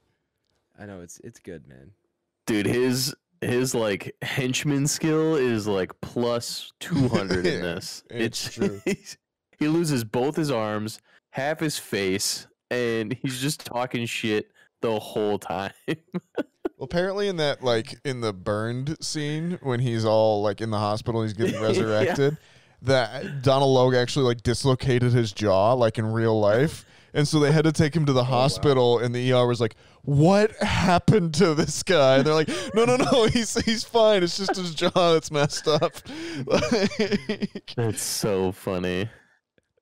It's funny, yeah. Can you imagine working the AR that day? I was just like, oh my God. Yeah. I love when in the beginning in the club scene where he has him pinned to the wall. And I'm pretty sure they're just like in the script, they're just like, just mumble a bunch of shit. Yeah. And he's just like, God, you're like, what the fuck is happening? Yeah. That's dope. I also like the club scene, the kill where he like stabs the guy through his chin and he, like sticks him on the ceiling. Yeah. One of the cooler like kills I've just ever seen in a movie. It's so cool. I love the blade trick in the hand or the sword, the knife and the sword that pops if out. somebody else is holding it. Yeah, it just blows off that one guy's hand. Yeah. No, yeah, dude. This movie's good, man. So It's fun. It's just pleasantly fun. surprised. Yeah, it's awesome. It's just one of I those could, ones I where could you can watch just it turn off anytime. your yeah, exactly. Turn off your brain, kind of just turn it on. Well, again, have some fun. Like Wesley Snipes is charismatic. Steven Dorff is great. Quinn is great. Whoever I forgot that actor's name. Donald Donald Logue, Lowe. one of the great Yeah. character actors of the world. He's awesome in anything he's ever in. Yeah, it's good. I do actually kind of want to check out the second one, especially second reading one some of the is quotes I dope, found dude. on this Yeah. page. Lock up your daughters, boys and girls. The Dark Knight returns. Like I need to hear him say that. You gotta watch the second one. If you enjoy this, you're Definitely, gonna. yeah. It's Okay. only gonna build. You I might have to definitely, turn it on. you definitely don't get the underworlds of the world without Blade '98. I think. No, not even No. close, dude. Not even close. The only time I really think the CGI really like is just unbearable is when he's blowing up Sure. at the end, Mhm. Right. and the beach scene where they take I don't know the guy's name, Oh, Dragon Udo Eddie, Kier. Yeah, and he's just. Yeah, and he's like slow motion melting, that's like peeling awesome. away on the beach, that one and then he just explodes. that one it would have been done better if they just didn't leave the shot on him like that for so long. Because the other ones, it's more forgivable because they're when he disintegrates them at the beginning, say in that opening shot. yeah, or they're in that quick. opening scene. They're quick. Yeah, you see Yeah. them disintegrate, but then it's done. But they held on to that effect for a beat or two or three too long, where you can kind of see the seams of the CGI too much. I love for it. to kind of be okay. So yeah, it's pretty good. It could have been a little bit shorter. I think it would have been better, but either way. I think it's great that it's kind of shoddy. Yeah, no, it definitely plays up to the character, but that's one of the moments where I was like, oh, ooh. Okay. So, all right. Do we have anything else to go on this movie? I'd love if we reviewed the second one at some point. Absolutely. I mean, yeah, we have Starship I'm Troopers for looking next for week, but we could sub it out. And I'd be cool. You're, Back to you're back. already sold. Ooh, Yeah, man. just Back to fucking back? Blade Sure, back to man. back. Yeah. Why not? Why not? Yeah. Hey man. Who? Well, I know Nathaniel has seen Starship. Have you, Blake? I have not. No. Bro. I haven't either. it's All right, cool. This will be fun. I think you'll think it's a worthy follow up to Blade, in a lot of ways. Oh, okay. That This is that gonna be statement very fun. much intrigues me. So Yeah, definitely. I'm with that. It's Okay. Yeah, Blade's pretty cool. It puts a smile on your face, man. It really does. Yeah, oh yeah. How weird is it that his mom is like, seducing him. yeah. That Yeah, was a very that interesting always choice. kind of gets me anytime I watch it. I'm like, oh, I forgot like how weird that is. I also forgot that like, the opening scene is like his mom giving birth. Sure, Like, I totally yeah. forgot Yeah. that scene really exists. Like in Yep. my head, this movie starts like vampires take the fresh meat to the club and then Yep. Blade comes. Do you know what I mean? So I think almost everybody forgets about the actual intro. yeah. So, but it's All good. right. Even the intro is cool though, because I mean they kind of walking through like I don't know, like a slaughterhouse type thing, and it's all Yeah. like pigs Oh, and yeah. cows. And then the guy sees like one human. He's like, "What the fuck is that?" And then she just kisses him. Yep. So like doesn't even answer. And then he's like, "All right, well, whatever. If she was gonna kiss me, it's just funny shit like that." And he follows her right into the room. So, All right. man, I'm good to rank it. Yeah, me too. I'm excited for this ranking. But welcome back, listeners who skipped over the spoilers segment of the podcast. We're gonna go ahead and rank Blade up upon the entropy list. For those of you who do not know, the entropy list is Back Row Banter's official list of every movie we have reviewed, regardless of genre, regardless of anything else, all on one fantastic list. This is essentially how we rate our movies, rather than do it out of 5 stars, out of 10, whatever it is. We throw up all the movies we review on a list and see how they compare to one another. If you'd like to view the entropy list for yourself, you can do so by checking the episode description where it is linked to my Letterboxd. All right. Blade. This is going to be a fun one to rank. Yeah, movie 96, fellas. Yeah, Fast getting up there. approaching. Getting up there, Blade. I'm excited to see. After watching this, I am like 100 times more excited for Mahershala Ali's Blade. Oh yeah. Yeah. Like, I'm on the fence about it, man. I think Really? Wesley Snipes I got too much nostalgia built up in Blade, man. You know what I mean? It's one of those things where it's like, I'd rather just see it be left alone. But I think he'll be good though. I'm curious to see the writing and whatnot. But I think it'll be split enough that like you'll be able to enjoy it. Maybe, hopefully, yeah, like enough of a different take. I think it'd be fun. I'm curious to see how much muscle he puts on for it, because like he's not a super scrawny guy by any means, but like Wesley Snipes is jacked. So I don't know. I'm curious to see how he kind of builds up his body for the role. Interesting thought. Yeah. All right, Blade. I gotta take a look here. Ooh. Anyone? Man, this is such like an interesting movie to rank. Isn't this wild? Because objectively, there are things that are not good about this movie. yeah. But as just but a fun casual, factor, as a movie's casual awesome. fun viewing experience, which is what this podcast is all about, this movie could skyrocket to the top. So it's like, which way do you go here? Because as I'm looking at this, I'm like, do I really like this more than say Die Hard or The Strangers or A Quiet Place? Like, am I really gonna put Blade above those movies? I don't know yet. I don't know. Does anyone else have a guess here? As kind of put it. This is super tough for me. This is tough, but I have an idea where I'm going. I actually also have an idea, but I'm gonna let you go first since this is kind of your pick and everything and your movie to go with. I really am curious to see where you're gonna put it.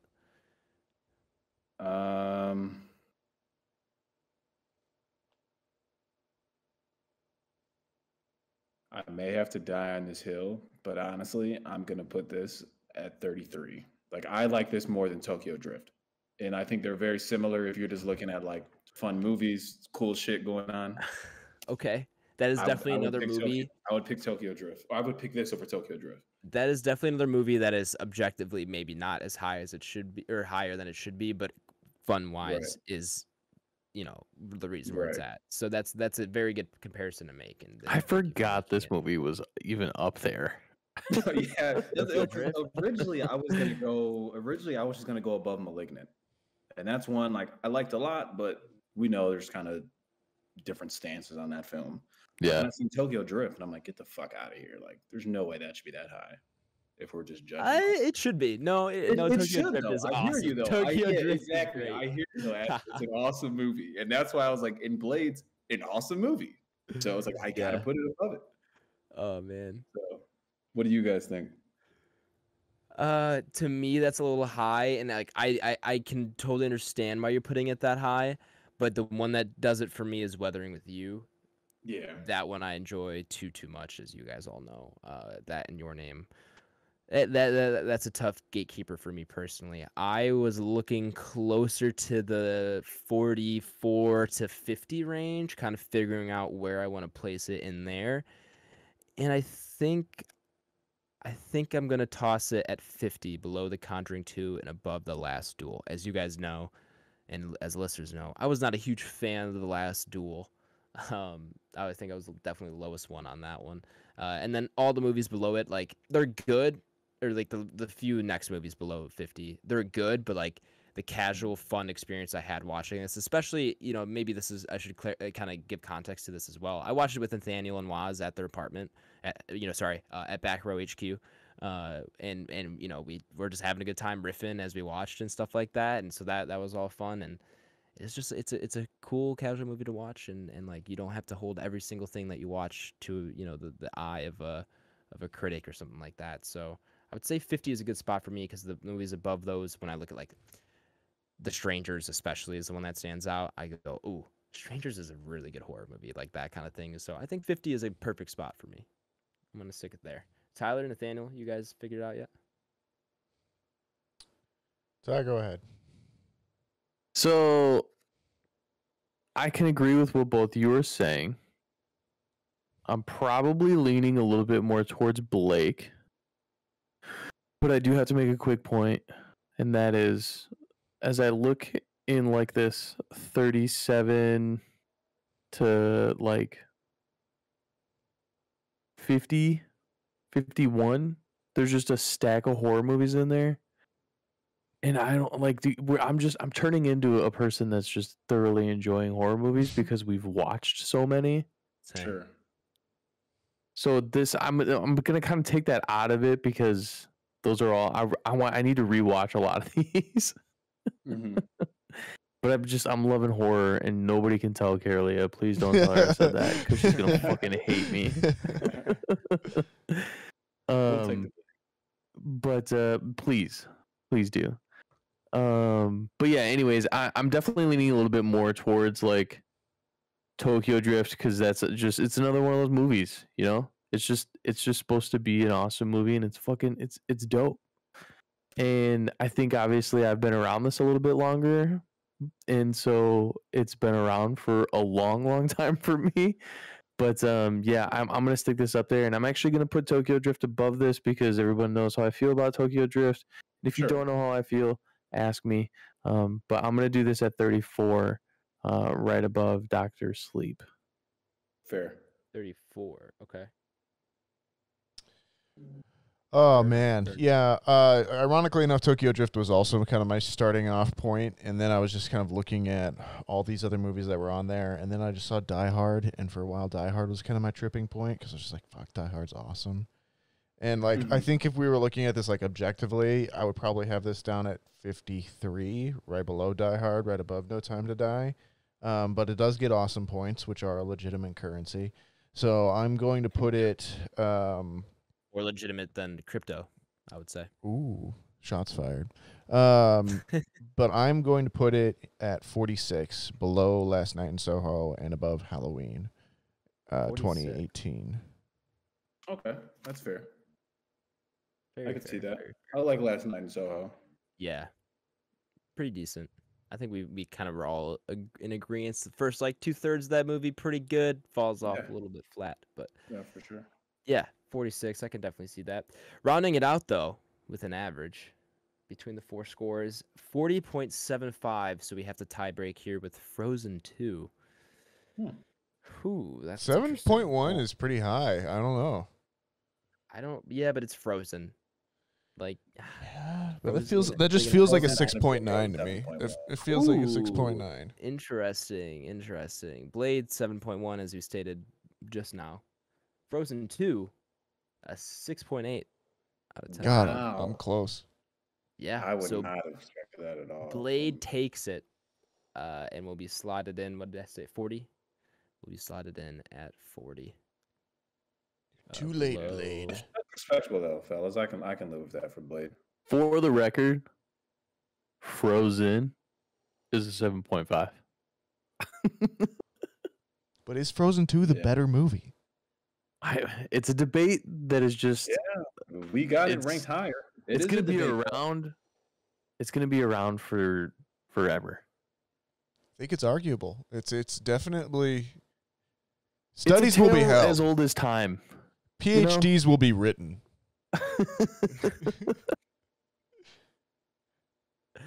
Anyway, Blade's locked in at 40. That's it for the review segment here. Our next review, as we alluded to earlier, is Starship Troopers. It's going to be a first watch for myself and Blake. That is currently streaming on, what I just had it up here, HBO Hulu. Max? Currently streaming on Hulu, as well as Disney Plus, I believe. No, there's Maybe- no way it's on Disney Plus. What? It says, oh, you know what? I take that back. It's on Hulu, but it says it's a part of the Hulu Disney Oh, okay. ESPN bundle. That I That's where I'm- literally was. Oh like- my I apologize. I apologize and walk that back. a You few will steps. understand I was once like, you if see this it. is on Disney, I'm watching it on Disney because the quality is just I've got Oh a yeah, Disney Plus, man. I love it. killing it. I'm actually Killing going it. into this movie blind. So Me and too, Nathaniel honestly. like sold me. I'm like, well, if you liked Blade, you're gonna like this. So now like I don't know what I'm signing up for. just that Blade Bro. aesthetic, man. Yeah. I'm I sold though. I'm sold. can't wait I've seen for a few what clips. the fuck is gonna happen next week. Rico's Roughnecks. No, I'm actually very excited. I don't Yeah, know if I should be, but I am. I'm with Uh, that.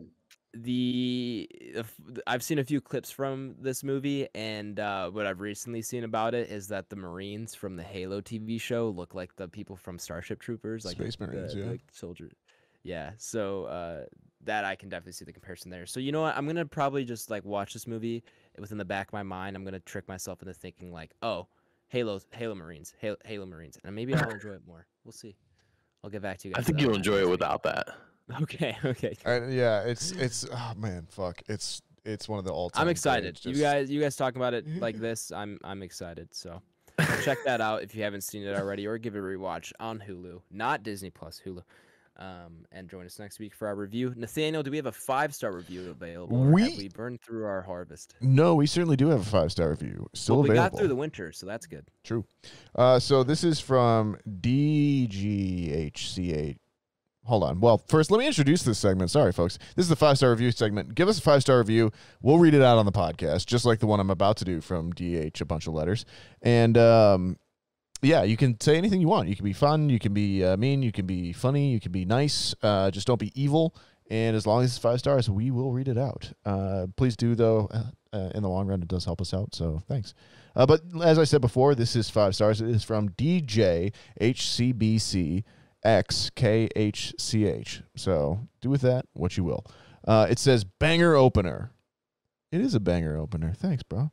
It says, bro, why does that intro go harder than most YouTube channels? Exclamation point.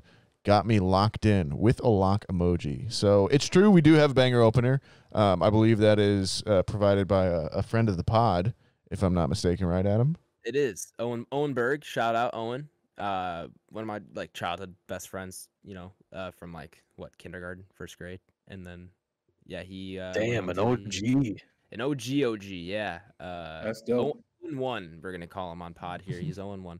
But yeah, his SoundCloud and everything is linked in the episode description. Has been since I believe episode 1, honestly. So yeah, go check out some of his music. He does a lot of cool stuff. He does some mixing, like song mixing, but then also has a few tracks where he's singing as well. So yeah, go check him out. He's awesome. Love Owen. In the story behind the intro, which we haven't told for a long time, is I think we were just chatting about how great the bits of the Mandarin from Iron Man 3 were. And wasn't it also we were playing Call of Duty? I think that was and that it. was something we kept saying. We were playing Warzone. Yeah. It was me and Nathaniel Ty. This is before we even like talked about starting a podcast, kind of over quarantine, around that time, like when it first started. And I forgot how that was brought up. We were talking about the Mandarin at one point.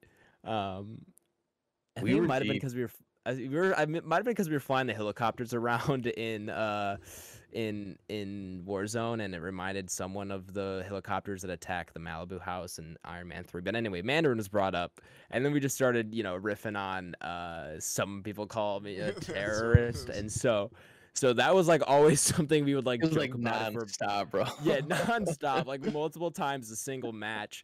We were just yelling that out before every single gunfighter or other lines they had throughout that movie. Other people call me a teacher.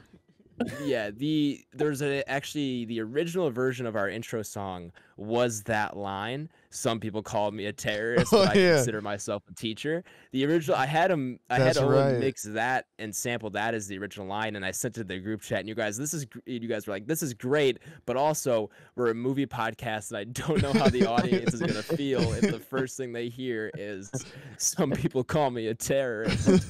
So I was like, "Yeah, that's a great point, guys. I'm gonna have them sample something else." So that was the other thing. We probably would have had somebody like assigned to the podcast, an FBI from agent, the FBI to like listen just in case it's like and he's like, these dudes are just fucking chilling, bro. Yeah. And now he's just a regular listener. That was our first listener, yeah. Yeah. FBI agent, if you could write in, if you could give us a 5-star review. Yeah. Send us a question to talk about, Let us know how are you doing. Yeah, I love our intro music. I'm very happy with it. Shout out once again, Owen Washgoods on SoundCloud. I believe this is tag. So did a killer job, and I'm sure he'll hopefully, maybe, potentially do some more stuff for us in the future. We'll see. Bit of sizzle. All right. We already did 5-star review email. We don't have an email this week, but if you'd like to send us one, you can do so Our email is backrowbanterpod@gmail.com. Send us your questions, comments, concerns, or grievances, anything of that sort. We'd love to hear from you. That's another way you can write in and talk. That is not through the 5-star review. If anything that goes to the 5-star review gets read out. Anything that goes to the email is quality filtered. Don't be mean in the emails because it's not going to get read. But you can do anything else there as well. Share the podcast. That's first. Share the podcast.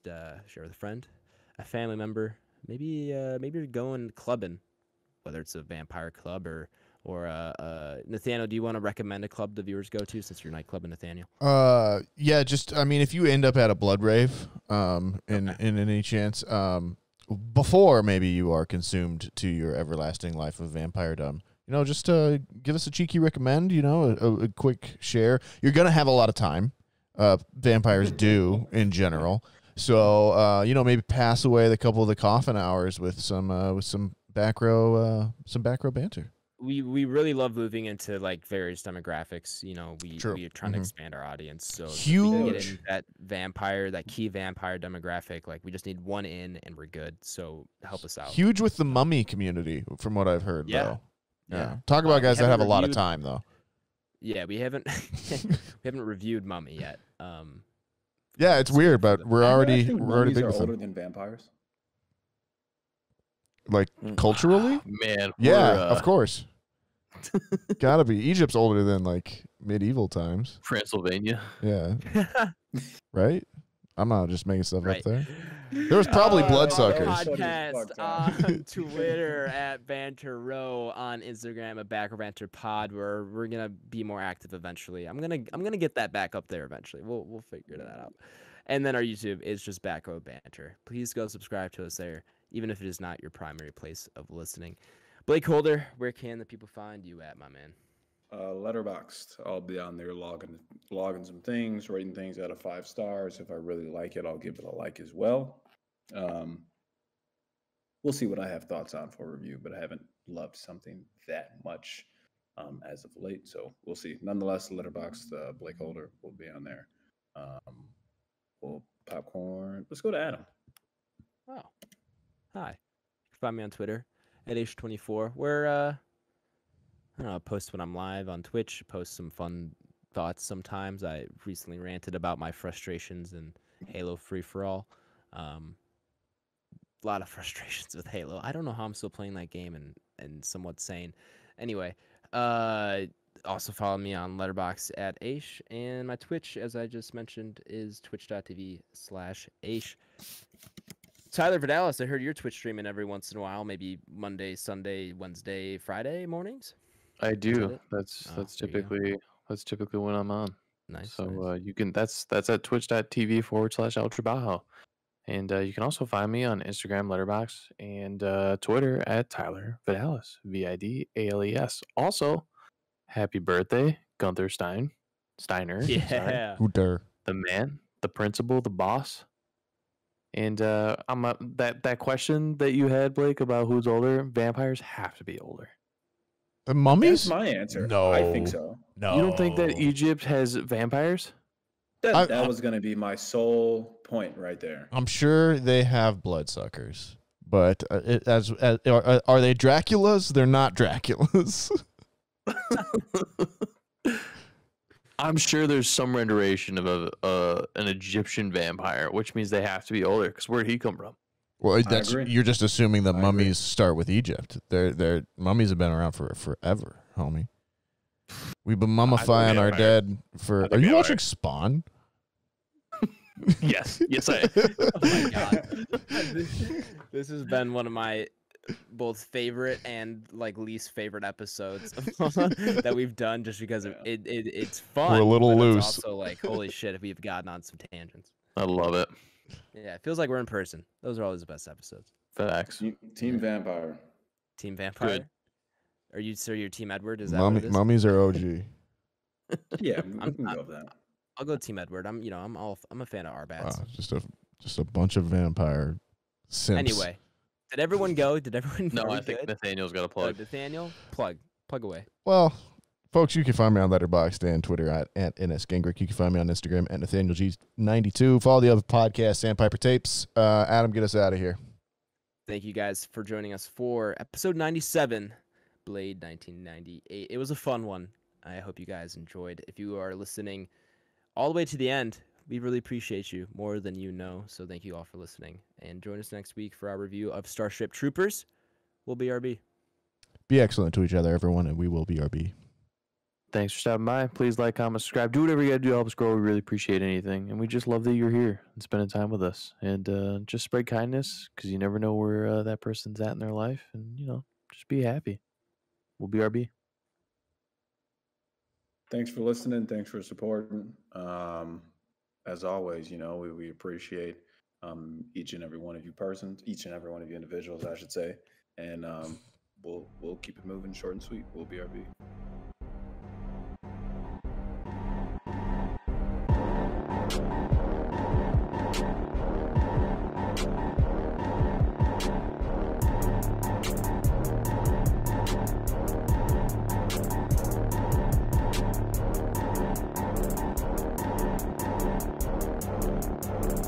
America. Ready for another lesson. So what's the word? Are we going to Las Vegas? Hey, I'm down. I am as well, as long as I can figure out how I'm going to pay for it. Yeah, But I'm very much cool down. with that, dude. Vegas is dope, and that was 2023, right? Yeah, so not for like another year. Yeah, I'm cool with that, dude. I've only been to Vegas once, and it was pretty fun. So, God, that'd be so much fun.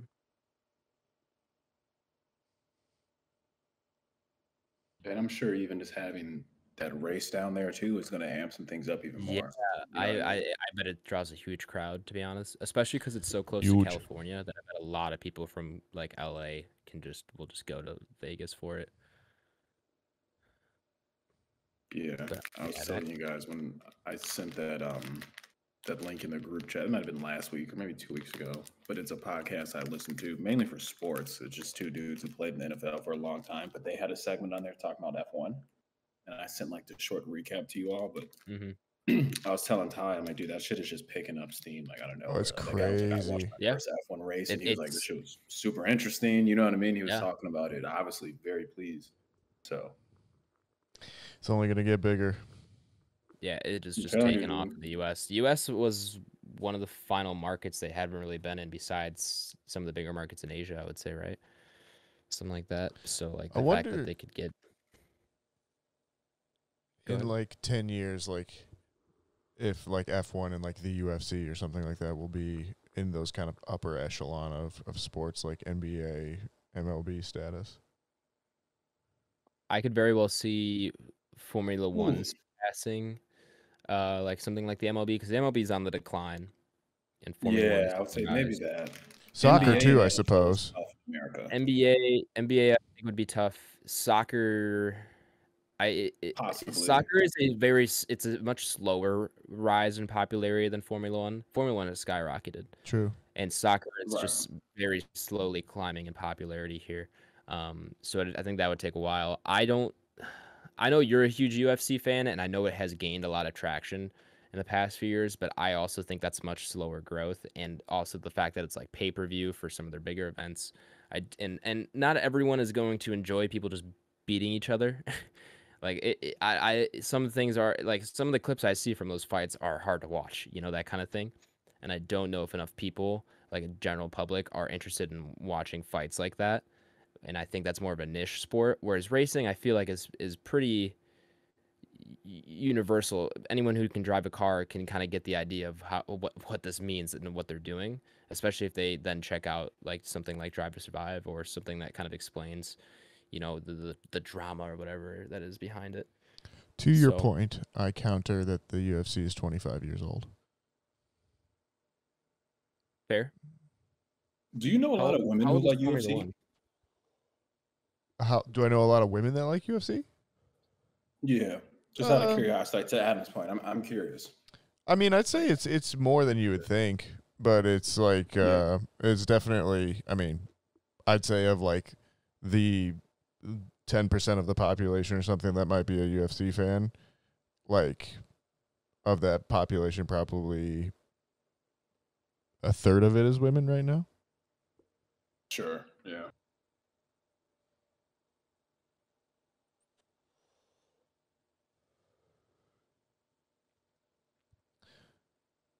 Like I don't think maybe MLB or that's like a big call, but maybe like NHL level. Well, like I said, Yeah. MLB is on decline. I think in a few years you will see it fall out of the top 3. I'm saying 10.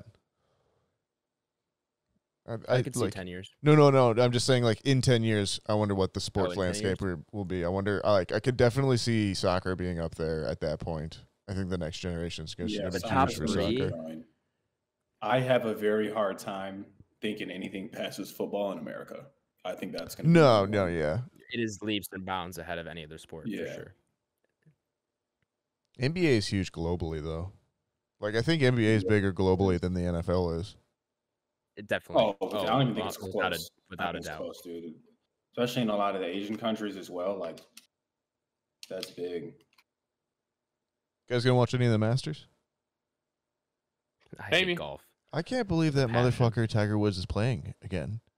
I thought for sure when they were like, "Hey, might have to amputate one of your legs," he was gonna like be like, "All right, that's a career," but he's fucking playing. Psychopath. 0 fucks.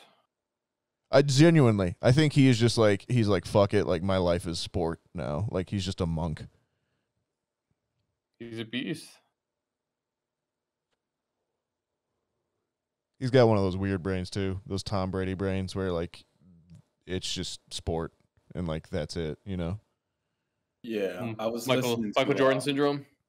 For sure. I was listening to ESPN this morning driving into work, and they were talking about like, do they think Tiger Woods is an elite athlete? And it was just a really interesting conversation. There's a few people who are like, "Oh, I don't think so." Then How other could he people are not like, be? "You're fucking insane to think Yeah. he's not an elite athlete." You know what I mean? LeBron James Tiger Woods. Tiger or Woods. Tiger Woods? Oh, I'm sure he could Yeah. do very well in other sports. Oh, I don't even even think that, it's just, that. Yeah, I fucking think it's drive- just the your drive to win. Yeah. Everything, dude. Like that. All that shit goes into being an athlete. And golf's Not just necessarily just like how high you can fucking jump. golf's just way more athletic than people think it is too. Yeah, right. That's what they were trying to explain the guy too. They were like, "That shit's fucking difficult." It's true. man." I agree. I don't like golf, but I'm not gonna say it's easy. Like I've been to the golf course maybe once in my life and have done fucking like top golf, and shit's not that easy to do, especially at that level. Like Right. they're getting these things in what 5, 6 to 10 Yeah. swings or whatever. I don't even know how that like what an average hole looks like, but 4 to I 3. wouldn't- 4, four? 3, and 2. 4 to 3. Oh no, Oh, 4, okay. 3. Wow. Sorry, 4, 3, and 5. Yeah. Okay. It was very interesting, dude. It I was can easy tell to you. a few other I can tell you people were- right now, it would take me 3 times that to get it in most of these Yeah. holes. I'm sure. Par on most Yeah. courses is 72. hmm And the top guys regularly shoot 5 to 6 under par on pro courses. And like again, there used to be like the John Daly's of the world, but I mean now they're fucking elite athletes. Like there's no question about it. You see the Yeah. like Right, that's what he was saying. workout, He was too. like, "There's probably the one-offs, sure. You know what I mean? They're like, but for the most part, and it was funny because the only 2 people who were saying that they didn't think he was an elite athlete are people who never played professional sports. There were 3 other people on there who Sure. both played. 2 played pro basketball, the other one played in the NFL, and they were like, "You guys are fucking insane." You know what I Right. mean? and just the fact that the longevity too. Like their careers are so long. That's what I said. Like and the Right. fact like and they're just the other thing is they're literally walking the whole time too. Like and you got your bags and everything, the wrist strength. Yeah, absolutely. Yeah, I'm with you, dude. I'm with you without a doubt. And if you were gonna make that hill to die on, it's definitely not on fucking Tiger Woods. Like, that's Right. the wrong hill Yeah, to the die best guy ever. on. Right.